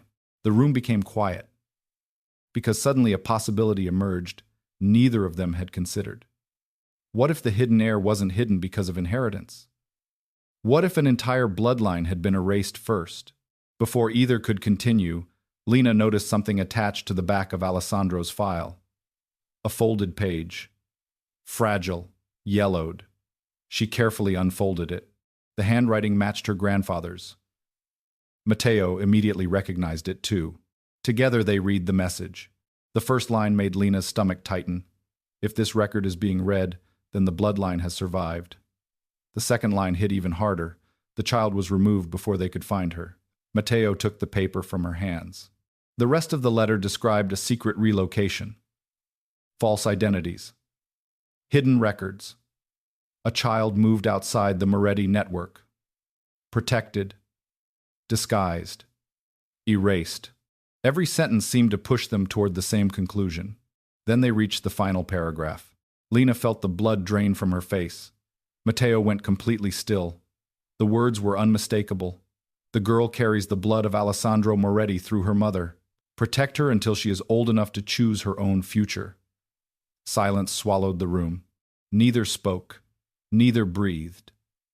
Because after days of clues, assumptions, theories, and fears, they finally had proof. Not complete proof, but enough. Lena was connected to the forgotten branch of the Moretti family, not through her grandfather, through her mother. The hidden bloodline wasn't lost. It had survived. Inside her. Lena sat down heavily. Her mind refused to catch up. No, the word escaped before she realized she had spoken. Matteo remained standing. Lena. She shook her head. No. Everything suddenly felt unreal. Her entire life had been ordinary. Small apartment, long shifts, bills, broken relationships, cheap coffee, laundry, survival. Now every piece of that life seemed built on a foundation of lies. Matteo crossed the room slowly. Look at me. She didn't want to. Eventually she did anyway. His eyes remained steady, calm, certain. Nothing about who you are has changed. Lena laughed bitterly. Apparently everything has changed. No. His voice softened. You are still the same woman who walked into a council meeting to save people who laughed at her. The words hit harder than they should have, Matteo continued. You're still the same woman who refuses to abandon people. The same woman who notices what everyone else misses. A pause followed. The bloodline explains the danger. It doesn't define you. Lena looked away quickly before he could see how much the words affected her. Unfortunately, Matteo was already seeing too much. Their conversation ended when alarms suddenly activated throughout the estate. Both of them froze. Then came Dante's voice over the security system. Lockdown. Immediate lockdown. Matteo moved instantly. What happened? Dante's response arrived seconds later through a secure line. Bianca is gone. Silence. Then Matteo's expression changed. Not surprise. Confirmation. When? Approximately 20 minutes ago. Lena felt cold. Bianca had disappeared. Which meant Bianca knew. Or at least suspected. Matteo grabbed his jacket. Get the cars ready. Dante's voice sharpened. There's more. Matteo stopped. What? A pause followed. Then Dante delivered the real problem. She took Maria. The room went completely silent. Maria Moretti. Matteo's elderly aunt. One of the last living people connected to the original conspiracy. One of the few people old enough to remember Alessandro. One of the few people who might know the complete truth. Lena's heart sank immediately. Bianca hadn't escaped. She had collected leverage. Matteo's expression became terrifyingly calm, the kind of calm that only appeared before violence. Lena had seen it once before, just before the council hall shooting. Find them, Dante answered immediately, already tracking. Matteo ended the call. Then he turned toward Lena. You're staying here. Lena stared at him. Not happening. Lena. Maria was kind to me. Matteo stepped closer. And that's exactly why you're staying here. His voice remained controlled, but she could hear something beneath it. Fear. Not for himself. For her. The realization stole her breath. Before she could argue again, Matteo lifted one hand and gently touched her cheek. The gesture lasted less than 2 seconds. Yet it silenced every thought in her mind. His eyes never left hers. I will bring her back. The promise sounded less like hope and more like a certainty. Because Matteo Moretti wasn't merely a mafia boss. He was a man who had decided someone belonged under his protection, and the world was about to learn what that meant. An hour later, Matteo's convoy disappeared beyond the gates. Lena remained in the library surrounded by guards, records, and unanswered questions. She tried focusing on the ledger, tried focusing on the bloodline, tried focusing on anything except the growing fear in her chest. Then she found something hidden inside the final section of Alessandro's records. A photograph. Newer than the others. Much newer. It showed Maria standing beside a teenage girl. The girl's face was partially obscured, but Lena recognized the dark hair immediately, recognized the necklace, recognized the eyes, her own eyes. On the back of the photograph appeared a handwritten note. Maria's handwriting. If Matteo discovers the truth too soon, he will never let her leave. Lena stared at the sentence while her heartbeat accelerated. Then, another realization arrived. The warning wasn't about enemies. It wasn't about inheritance. It wasn't about the bloodline. It was about Matteo. Somewhere inside all these secrets existed one final truth. A truth powerful enough that Maria feared what would happen when Matteo learned it completely. And for the first time since the investigation began, Lena wondered whether the greatest danger waiting for her wasn't the people trying to kill her. It might be the man trying to protect her. Public protection. Matteo Moretti brought Maria back before midnight, but the man who returned to the mansion was not the same man who had left.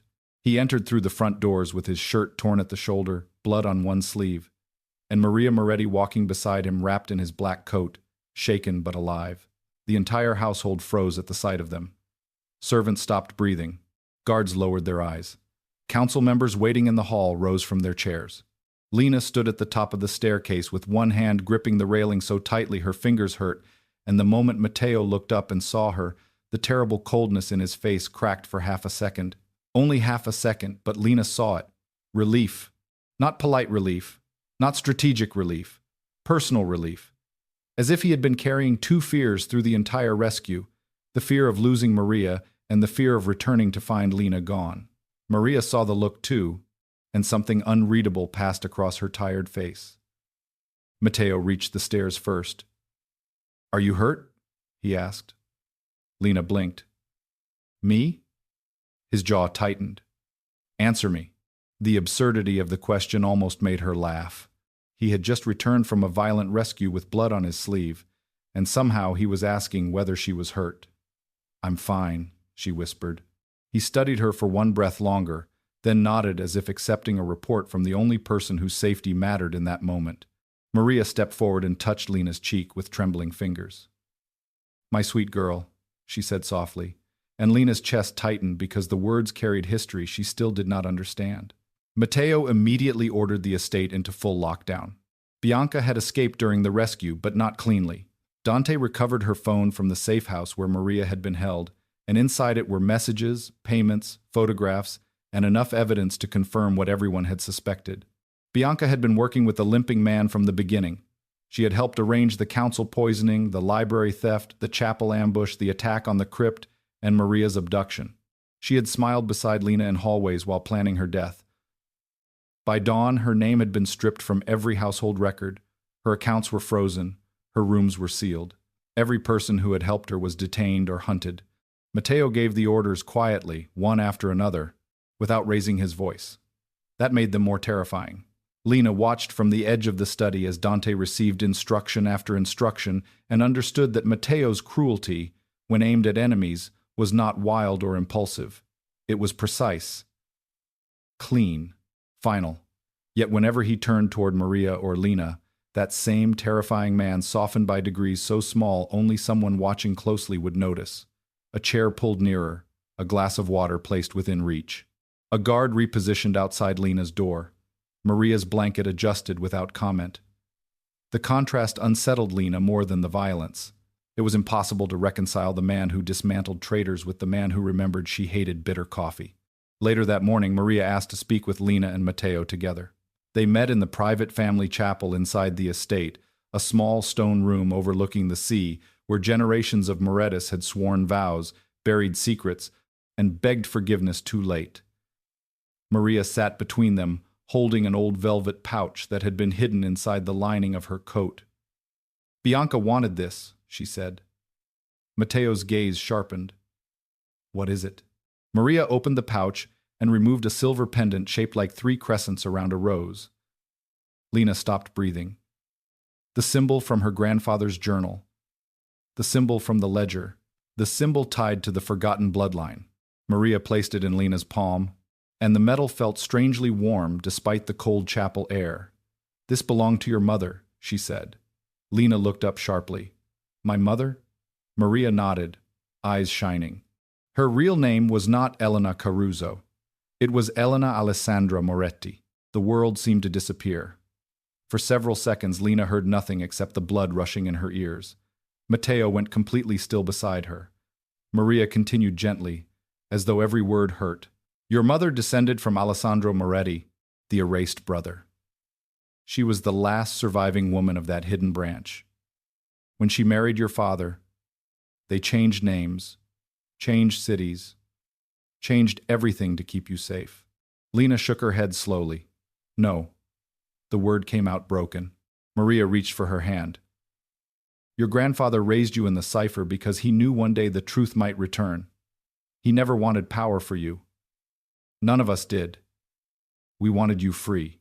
Matteo stood suddenly and walked toward the chapel window, his back rigid, his hands clenched at his sides. Lena knew why. Maria's earlier warning now made sense. If Matteo discovers the truth too soon, he will never let her leave.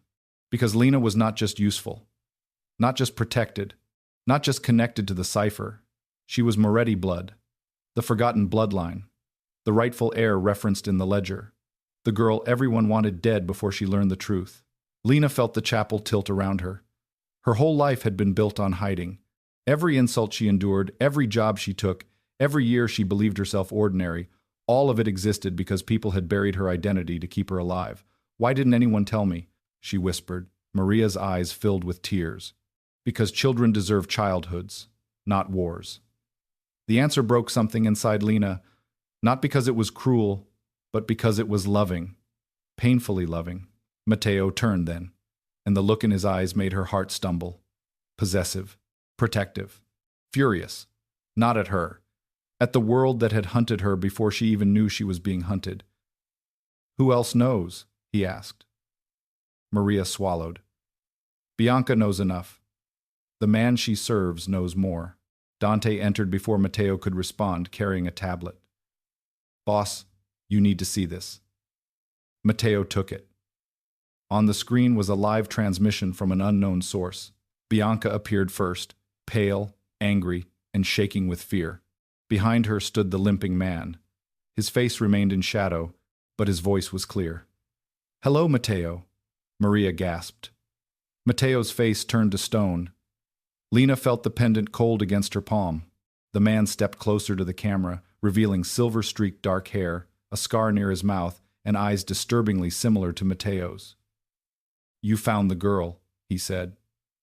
"Good. Now bring her to me, or your empire burns from the inside out." The screen went black. Silence filled the chapel. Then Matteo did something no one expected. He walked past Dante, past Maria, past the guards at the door, and out into the main hall, where the remaining council members, staff, and family associates had gathered under lockdown. Lena followed before anyone could stop her. Matteo stopped at the center of the hall and turned to face everyone. His voice, when he spoke, carried through the marble like judgment. "Listen carefully. Lena Caruso is under my protection." The hall went still. She is Moretti blood. She is not a servant. She is not a guest. She is not to be questioned, touched, threatened, followed, mocked, or used. His gaze swept across every face in the room. Anyone who moves against her moves against me. Silence pressed down hard enough to make people lower their eyes. Then Matteo turned slightly, holding out his hand toward Lena in front of them all. Her heartbeat thundered. Every instinct born from years of humiliation told her not to step forward, not to be seen, not to stand beside a man like him in front of people who had laughed at her. But something stronger rose inside her. The girl who had scrubbed floors. The woman who had decoded the cipher. The heir who had been hidden. Slowly, Lena placed her hand in his.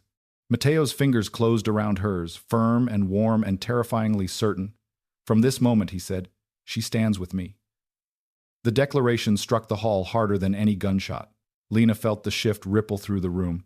Fear, shock, resentment, respect. Everything at once.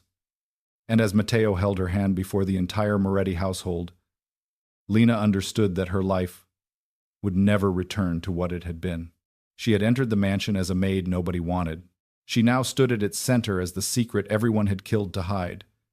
Somewhere beyond the walls, Bianca and the limping man were preparing their next move. But for the first time in her life, Lena did not feel small. She felt seen. She felt protected. And most dangerously of all, she felt like she might finally be ready to fight back. The counterattack. The moment Matteo Moretti publicly declared Lena Caruso under his protection, the war changed. Until then, the conspiracy had operated in shadows. Poison, hidden in silver cups. Messages buried in ciphers. Assassins concealed behind loyal faces. But Matteo's declaration forced everyone to choose a side. Those loyal to the Moretti family remained. Those loyal to the traitor began making mistakes.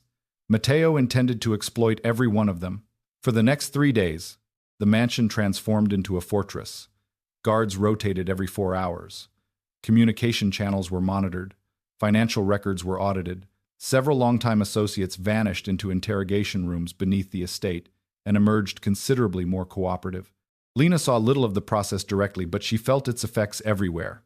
The house that once seemed elegant now felt like the center of a military campaign. And somehow, in the middle of it all, Matteo continued finding reasons to check whether she had eaten.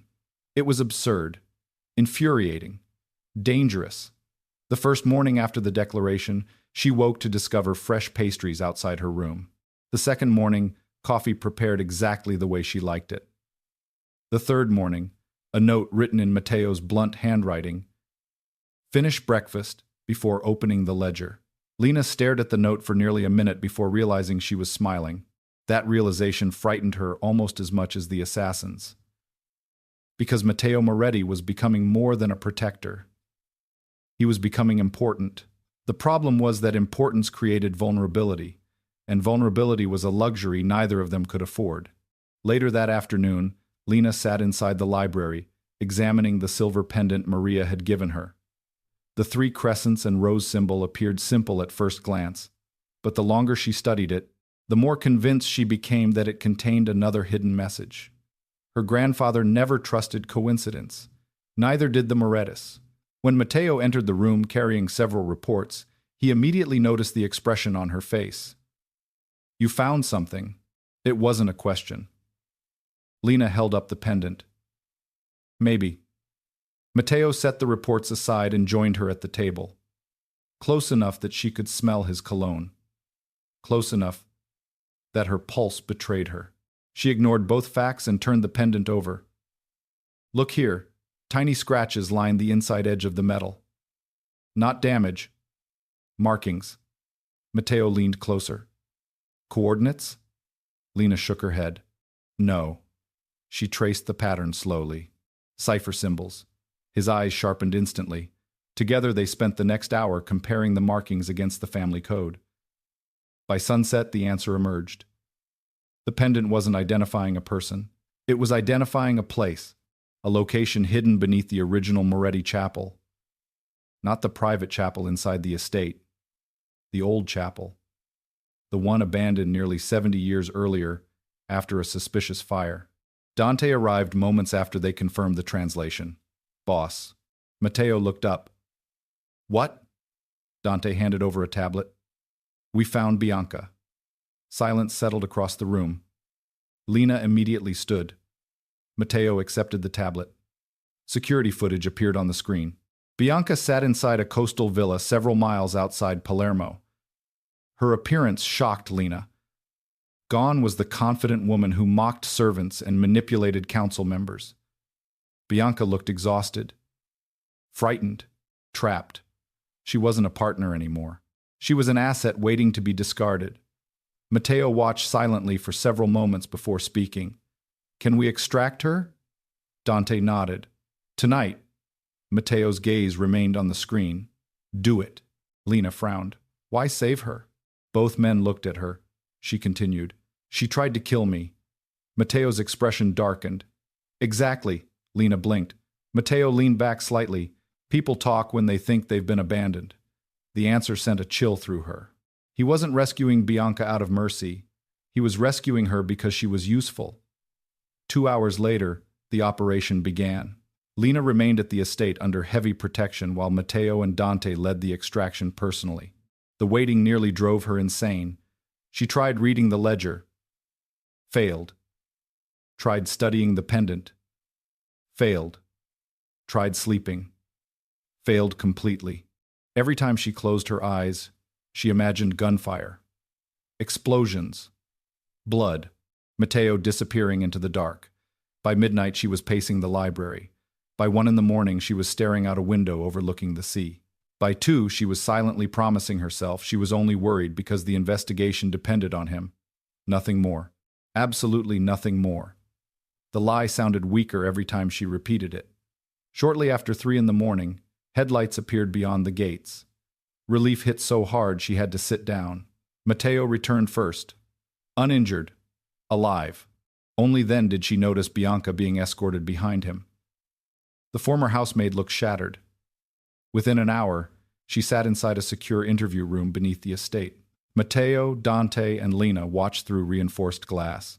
Bianca refused to speak initially. She demanded protection, money, immunity. Matteo offered none of them. Instead, he placed a single photograph on the table. Bianca's expression changed instantly. Lena couldn't see the image clearly. Matteo could. Bianca could. That was enough. Bianca's hands began trembling. "How?" she whispered.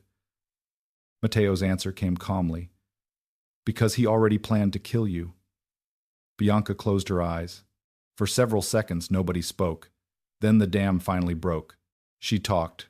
She talked about the poison, the chapel ambush, the hidden payments, the stolen ledger, the false identities, the erased records. Years of conspiracy spilled out faster than Dante could write it down. Finally, Matteo asked the question that mattered most. "Who is he?" Bianca laughed bitterly. You still don't know? Silence. Bianca looked directly at Matteo through tear-filled eyes. The man with the limp. The man giving the orders. The man hunting Lena. She swallowed hard. His name is Salvatore Moretti. The room went completely still. Matteo didn't move. Dante cursed quietly. Lena felt ice spread through her chest. Salvatore Moretti. The name sounded familiar. Too familiar. Then memory connected the pieces. The photographs. The missing records. The erased bloodline.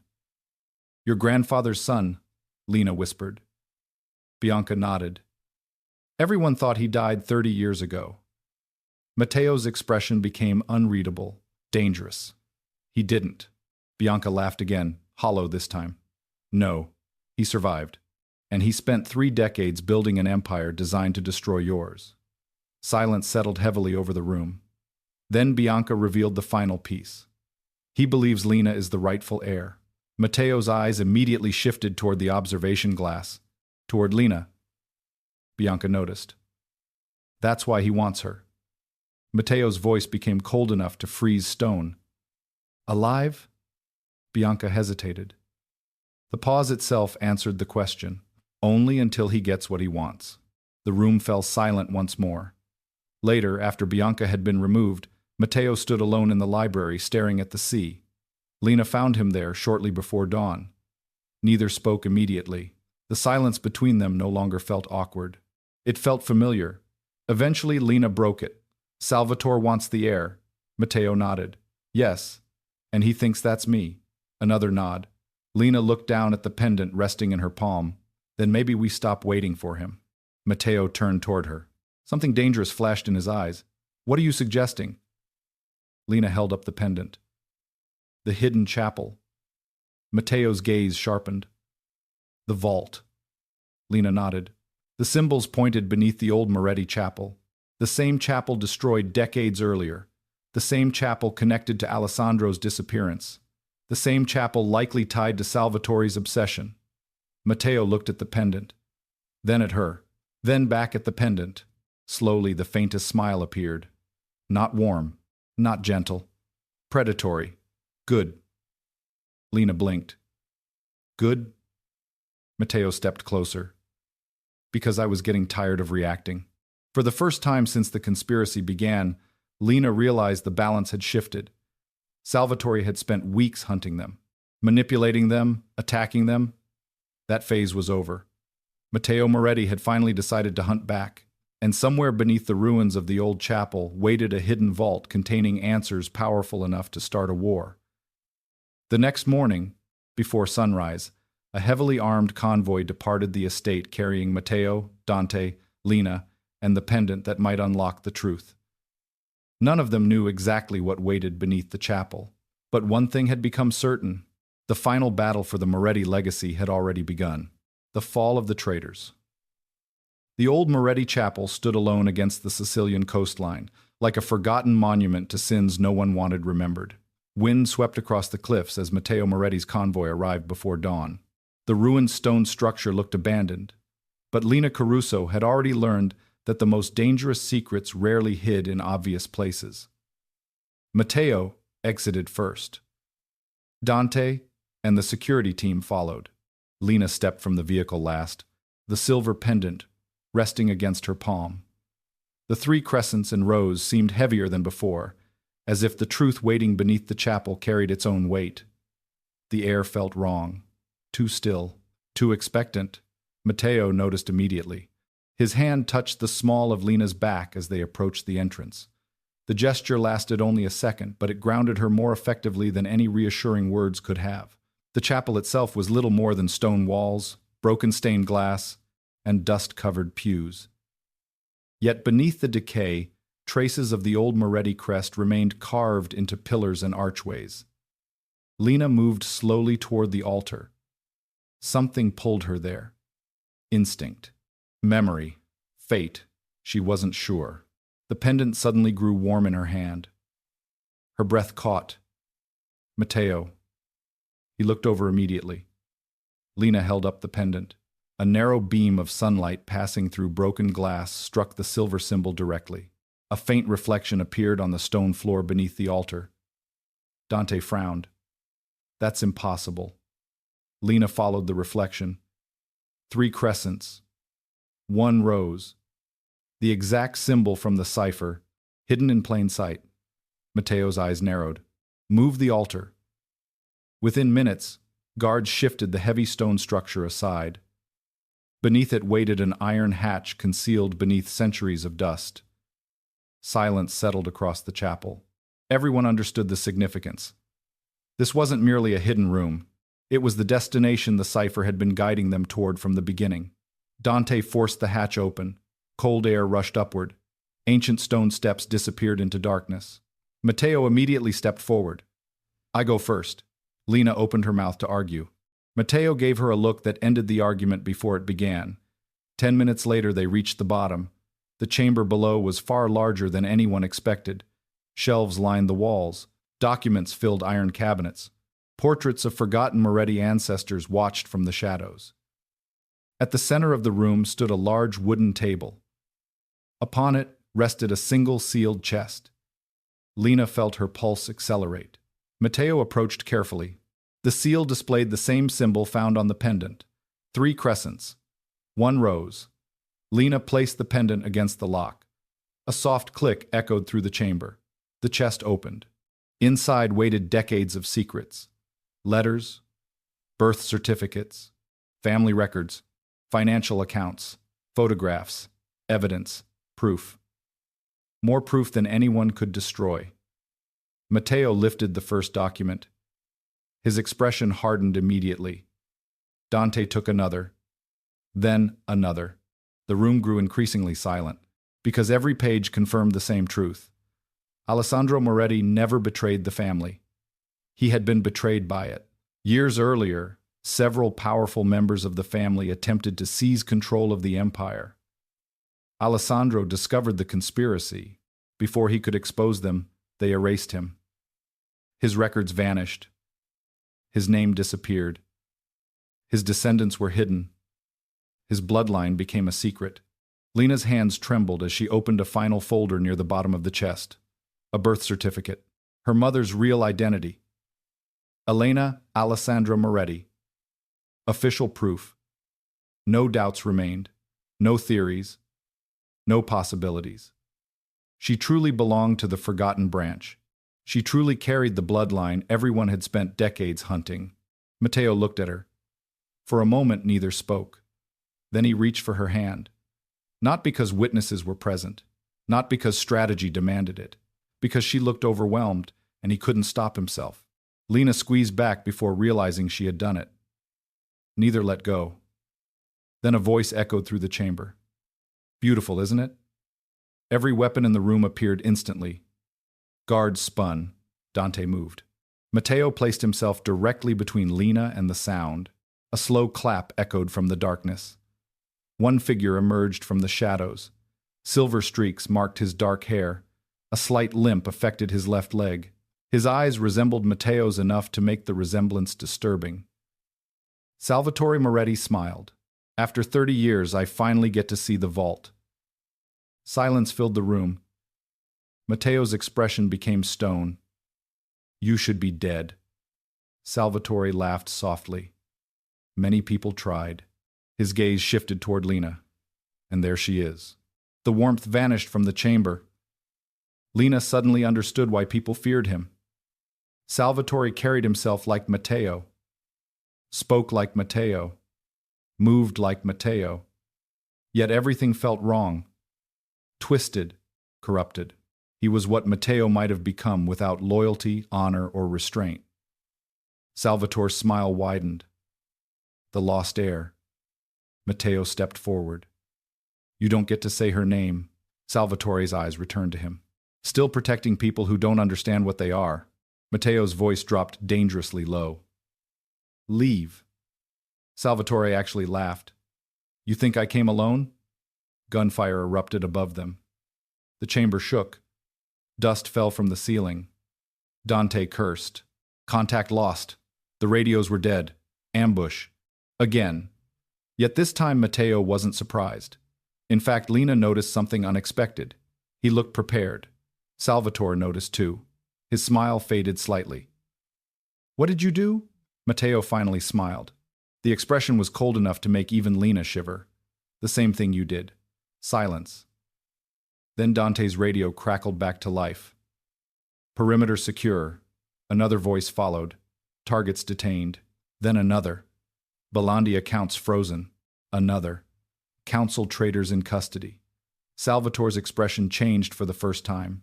Matteo stepped closer. "While you were chasing Lena, I was dismantling everything you built." The realization struck the room simultaneously. This entire expedition had been bait. Matteo never came here simply for answers. He came to force Salvatore into the open.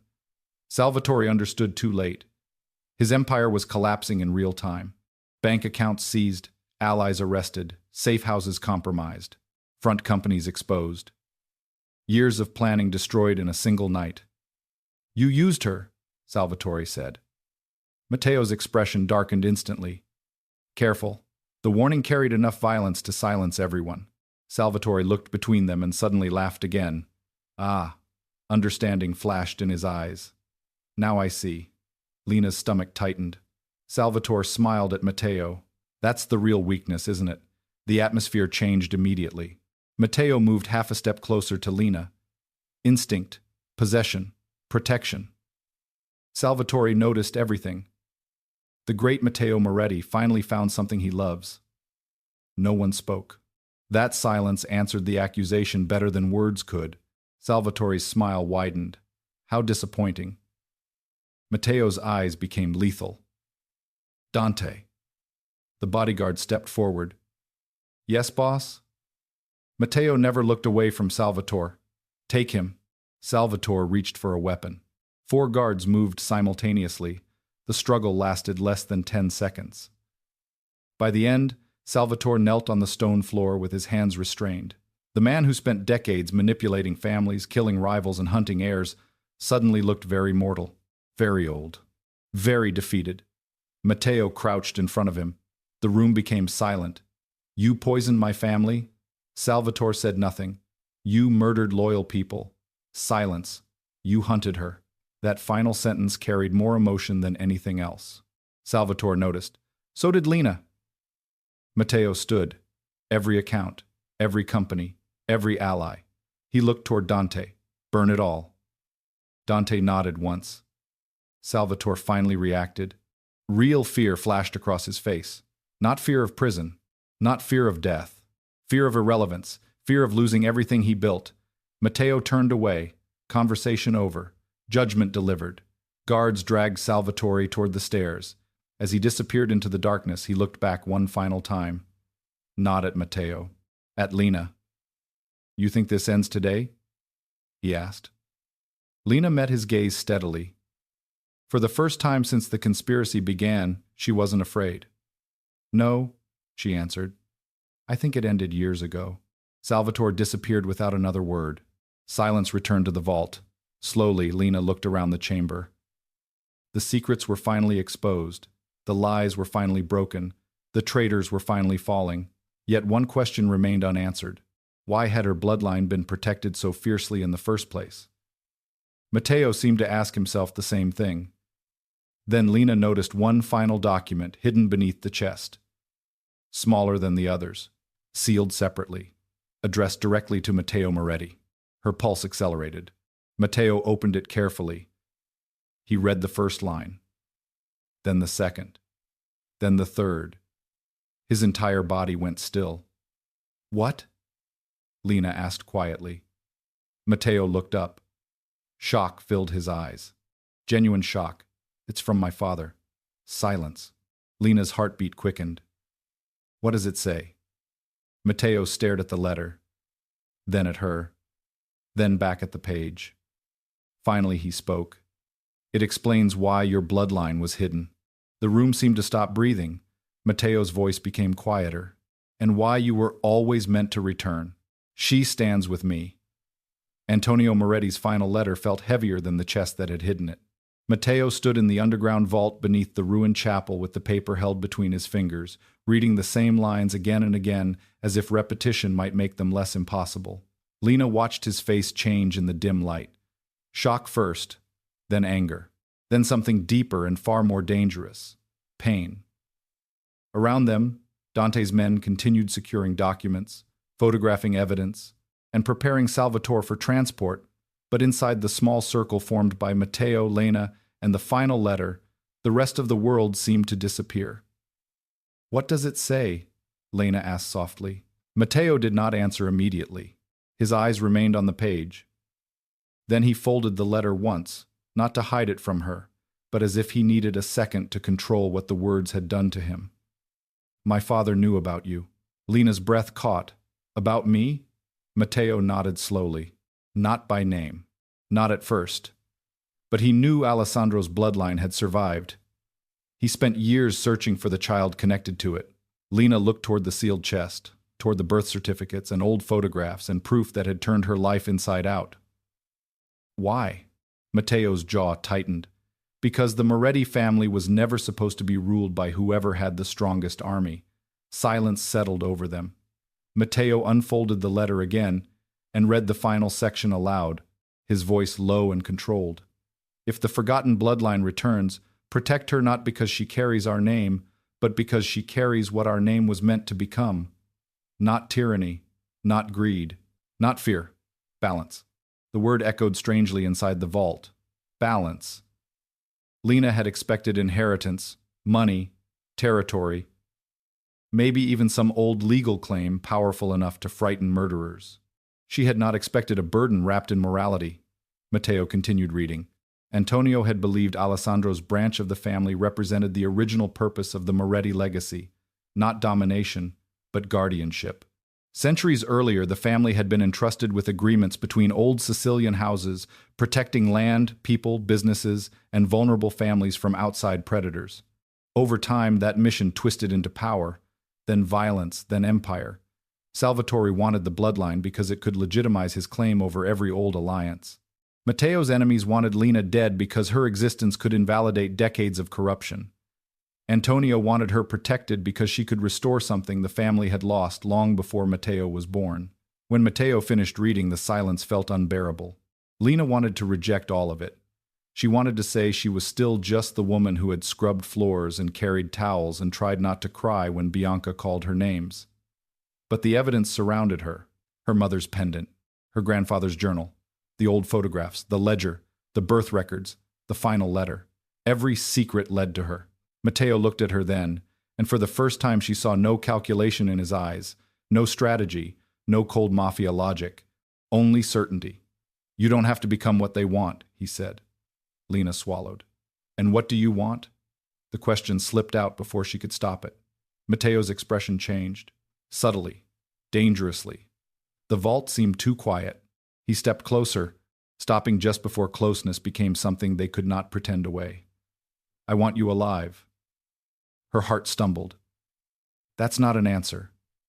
"It's the only answer I trusted myself to give." The honesty struck harder than any confession. Before either could say more, Dante approached with a report. His expression was grim but satisfied. "Salvatore's network is collapsing. Bolandi accounts are frozen. 2 council traders are already in custody. Bianca's location confirmed. She's trying to reach a private airstrip." Matteo's gaze hardened instantly. "Stop her." Dante nodded. "Already done." The punishment began before sunrise. Not dramatically, not loudly, precisely. The way Matteo handled all betrayal. The capo who allowed the poisoned cup into the council hall was stripped of title, assets, and protection. The guards who accepted Bolandi payments were handed to authorities with enough evidence to bury them for life.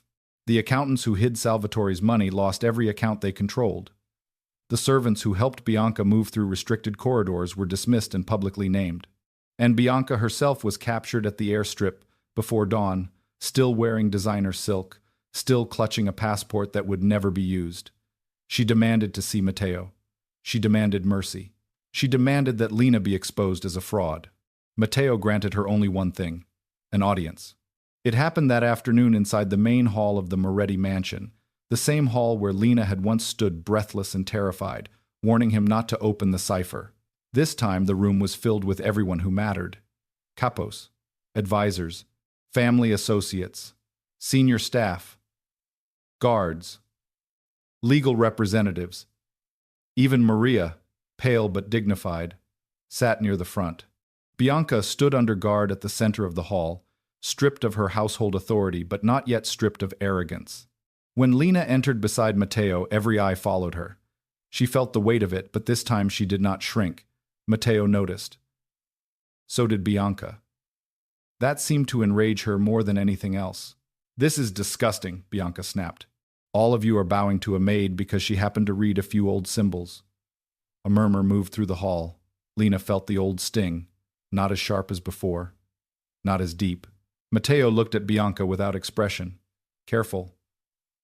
Bianca laughed bitterly. "Or what? You'll ruin me? For her?" Her gaze cut toward Lena. "She is nothing. She was nothing when you fired her. She is nothing now." The hall went silent. The words were meant to humiliate Lena, to return her to the version of herself that had lowered her eyes and endured cruelty quietly. But that woman no longer stood alone. Before Matteo could speak, Lena did. "You're right about one thing." Bianca blinked, startled. Lena stepped forward. Her voice trembled slightly, but it did not break. "I was a maid. I cleaned your rooms. I carried your trays. I listened while you laughed at me. I believed every insult because I thought powerful people must know something I didn't." She took another breath. "But you were wrong. I was never nothing. You just needed me to believe I was." The silence after that was different. Not pity, not shock, respect. Matteo's eyes remained on her, dark and intense, and something in his expression softened in a way that made her chest ache. Bianca's face twisted with humiliation. "You think a speech makes you powerful?" Lena looked at Matteo, then at Maria, then at the gathered family. "No." She held up the pendant. "Truth does." Dante placed the evidence on the long table. The ledger, the photographs, the birth records, the cipher translations, Bianca's messages, Salvatore's payments, the list of traitors. One by one, the lies were exposed. Bianca's role in the poison plot, her contact with Salvatore, her attempt to have Lena killed, her theft of household access codes, her involvement in Maria's abduction. By the time Dante finished, Bianca's arrogance had collapsed into fear. Matteo finally spoke. "Bianca Santoro, you are removed from every Moretti household, business, account, protection agreement, and alliance. Your family assets tied to Salvatore's network are frozen. Your name will be given to every family you tried to deceive." Bianca went white. In their world, that punishment was worse than dismissal.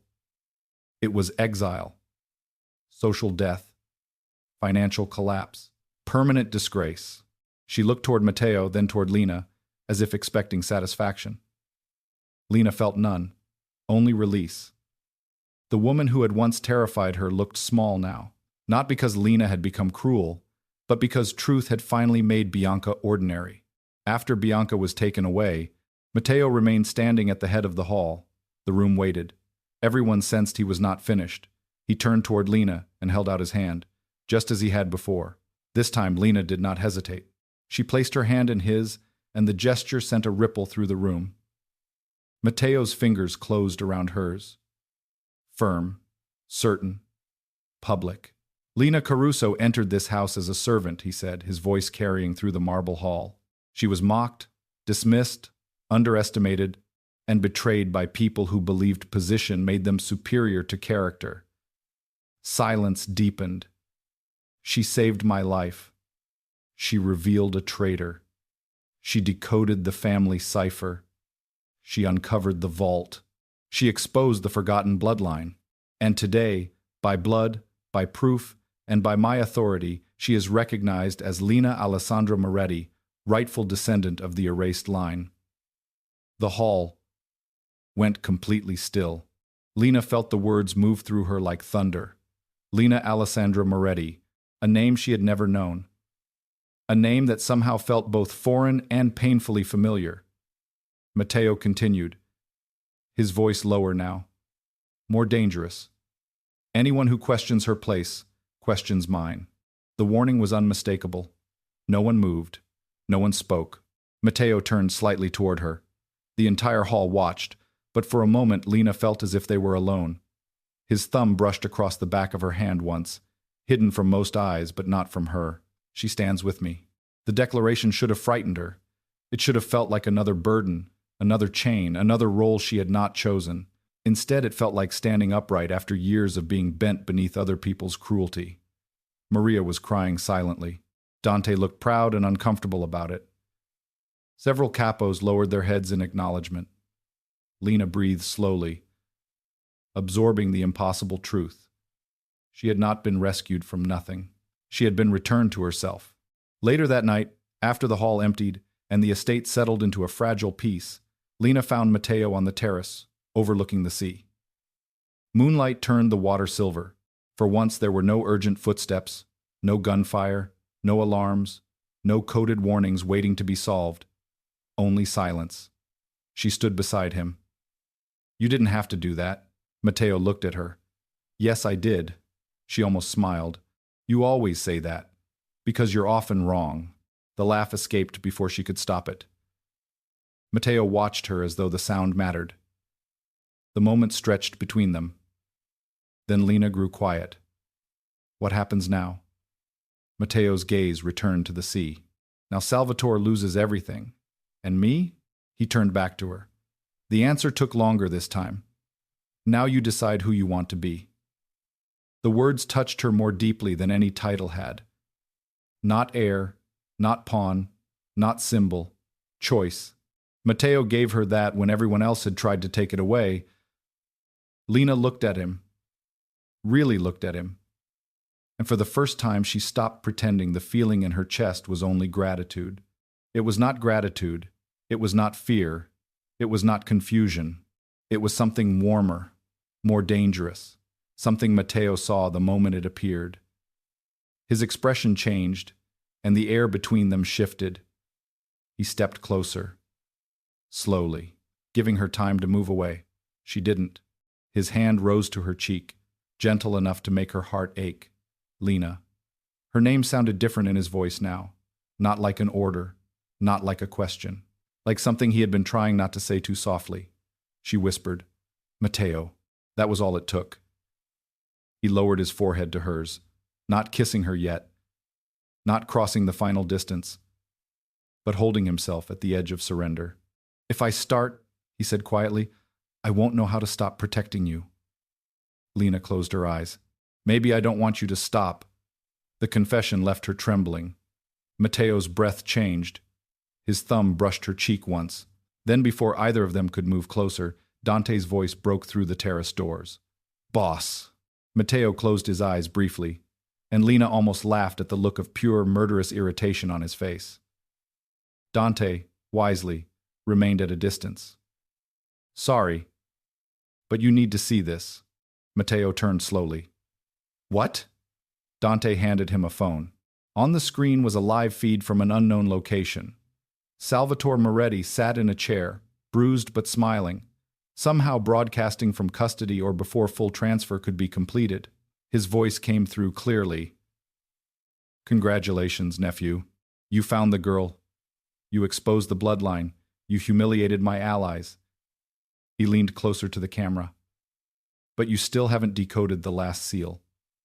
Lena's pulse turned cold. Matteo's expression became stone. Salvatore smiled. "Ask Lena what happens when the rose opens."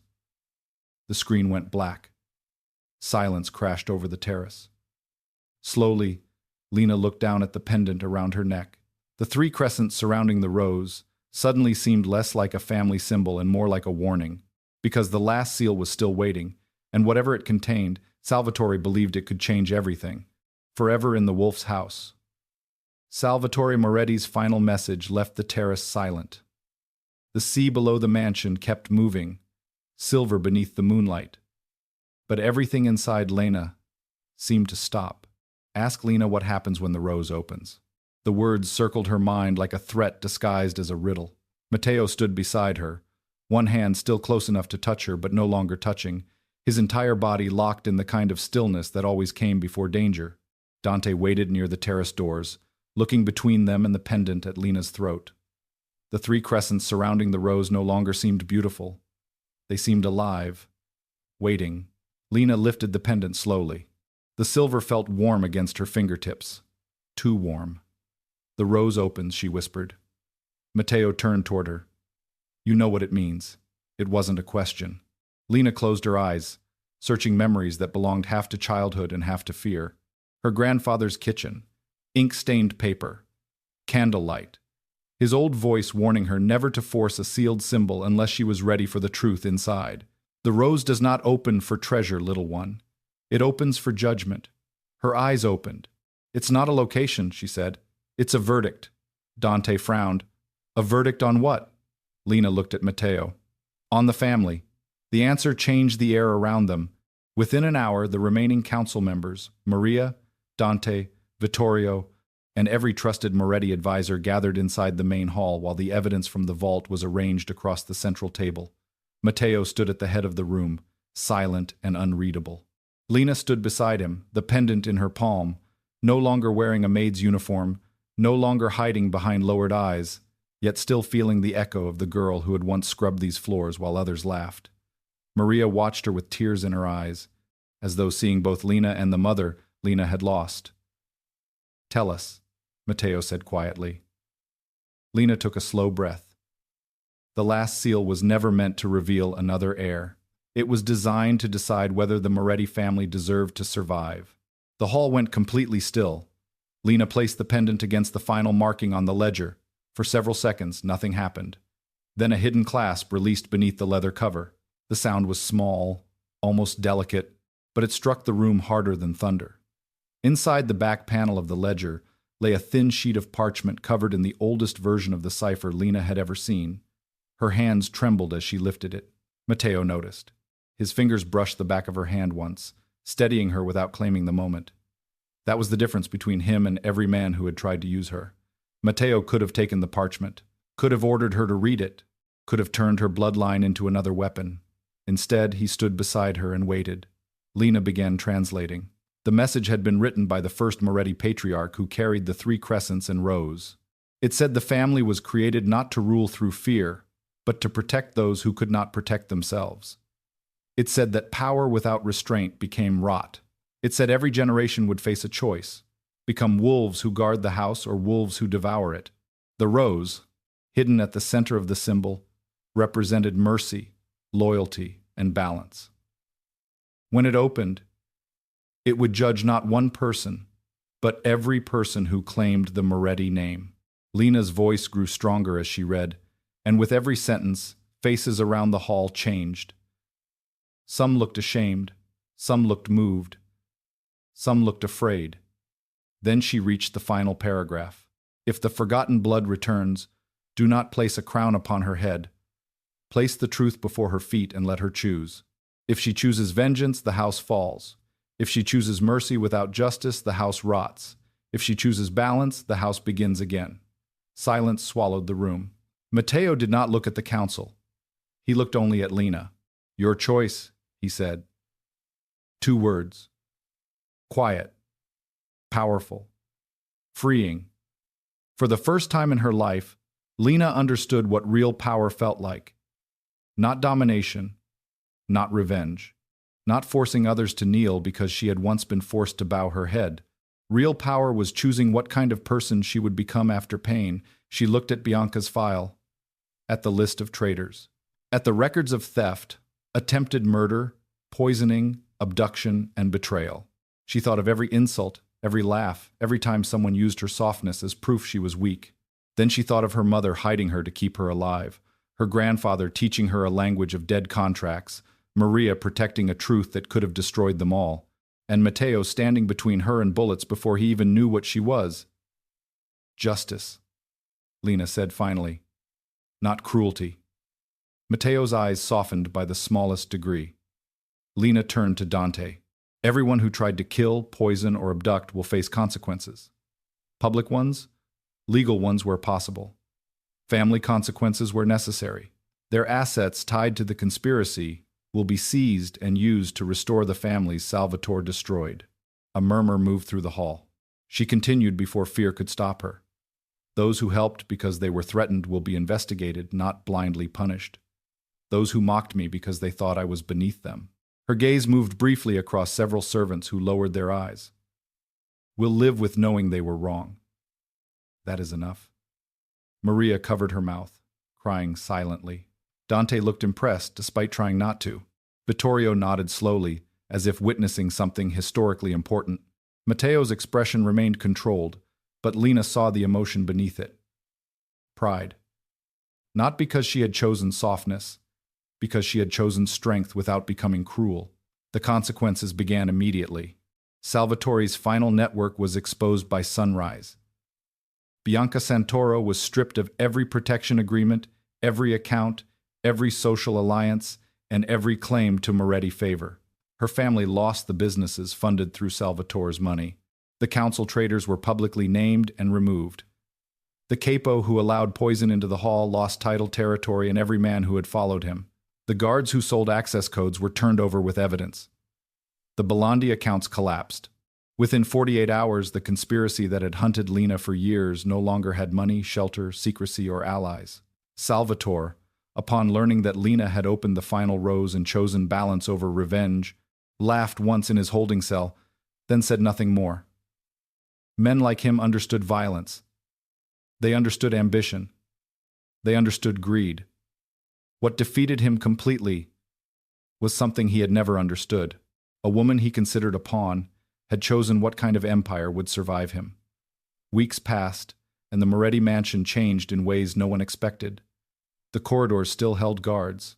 The gates still remained protected. Matteo still ruled with quiet authority. But something in the air shifted. The staff no longer looked at Lena as a maid or a mystery. They looked at her as someone who had rewritten the rules by refusing to become the people who hurt her. Some apologized. Others couldn't find the courage. Lena accepted neither worship nor pity. She spent mornings with Maria learning the history of the forgotten line, afternoons helping Vittorio restructure old protection agreements, and evenings in the library translating parts of the archive that had never been properly understood. Matteo appeared often, usually pretending he had come for business. He never fooled her.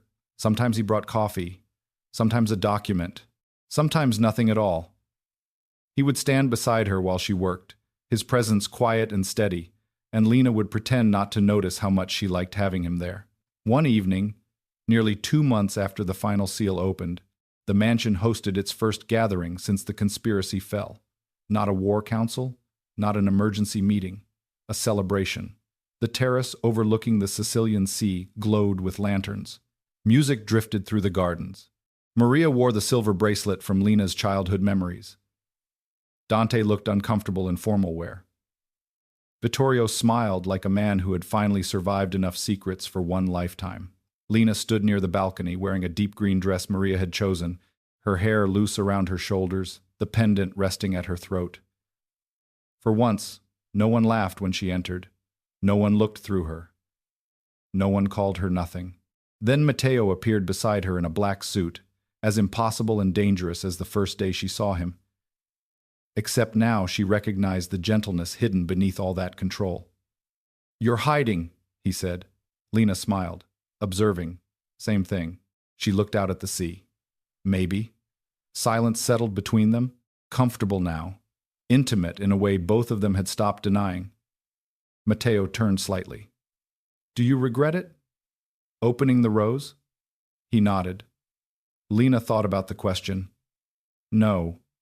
"Good." She glanced at him. "You were worried I would?" His mouth curved faintly. "I worry about many things where you're concerned." The confession warmed her more than the lanterns ever could. "That sounds exhausting." "It is." She laughed softly. Matteo watched her as though he could spend the rest of his life doing exactly that. Then his expression changed. Serious. Open. Almost vulnerable. Lena. Her heart recognized the tone before her mind did. He reached into his jacket and removed a small black box. The terrace seemed to disappear. Music faded. Voices blurred. The entire world narrowed to Matteo Moretti, standing before her with the sea behind him, and a look in his eyes she had never thought a man like him could give anyone. "I fired you because I didn't see you," he said quietly. "I kept you because you saved me. I protected you because you mattered. And somewhere between the cipher, the bullets, the vault, and every impossible truth you survived, I stopped pretending this was only duty." Lena's eyes filled with tears. Matteo opened the box. Inside rested a ring shaped subtly like the three crescents and rose, delicate but unmistakably Moretti. "You are not mine because of bloodline, or legacy, or any oath this family made before we were born." His voice lowered. "You are mine only if you choose to be." The words broke her more gently than any declaration of ownership could have, because Matteo, the man who commanded an empire, was giving her choice again. Always choice. Lena stepped closer. "And if I choose you?" His eyes darkened with emotion. "Then I spend the rest of my life making sure no one ever makes you feel small again." A tear slipped down her cheek. "That's a very mafia proposal." His thumb brushed the tear away. "I am a mafia boss." She laughed through tears. "Unfortunately. Fortunately for the people who threatened you." Her laugh became a sob, and then she was in his arms. "Yes," she whispered. "I choose you." Matteo slid the ring onto her finger and kissed her like a man who had finally found the one thing power could never buy. Around them, applause rose across the terrace. Maria cried openly. Dante pretended not to. The sea carried the sound into the night. Years later, people would still tell the story of the curvy maid Matteo Moretti fired before discovering she could read the family's deadliest secret. They would talk about the cipher, the hidden heir, the traitors, the vault, the final rose, and the empire that changed because one woman refused to become cruel after being hurt. But Lena would remember smaller things. Warm bread on a desk. A glass of water placed beside her, shaking hands. Matteo's body shielding hers from bullets. His voice saying, "She stands with me." The way he looked at her, not as a symbol, not as an heir, not as a weapon, but as Lena.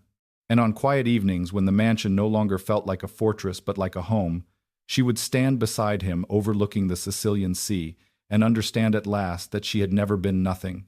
She had been hidden, protected, waiting. And when the rose finally opened, it did not reveal a crown. It revealed a future. The end.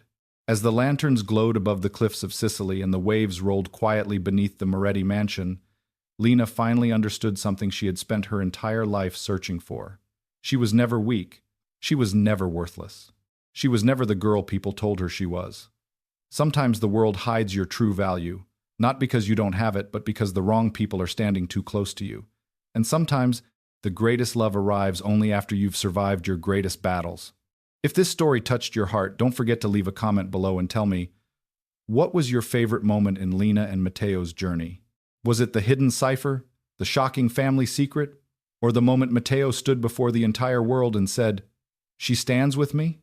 And if you enjoy emotional mafia romance stories filled with powerful alpha bosses, hidden identities, dangerous secrets, betrayal, revenge, and unforgettable happy endings, make sure you subscribe to the channel and turn on notifications so you never miss our next story.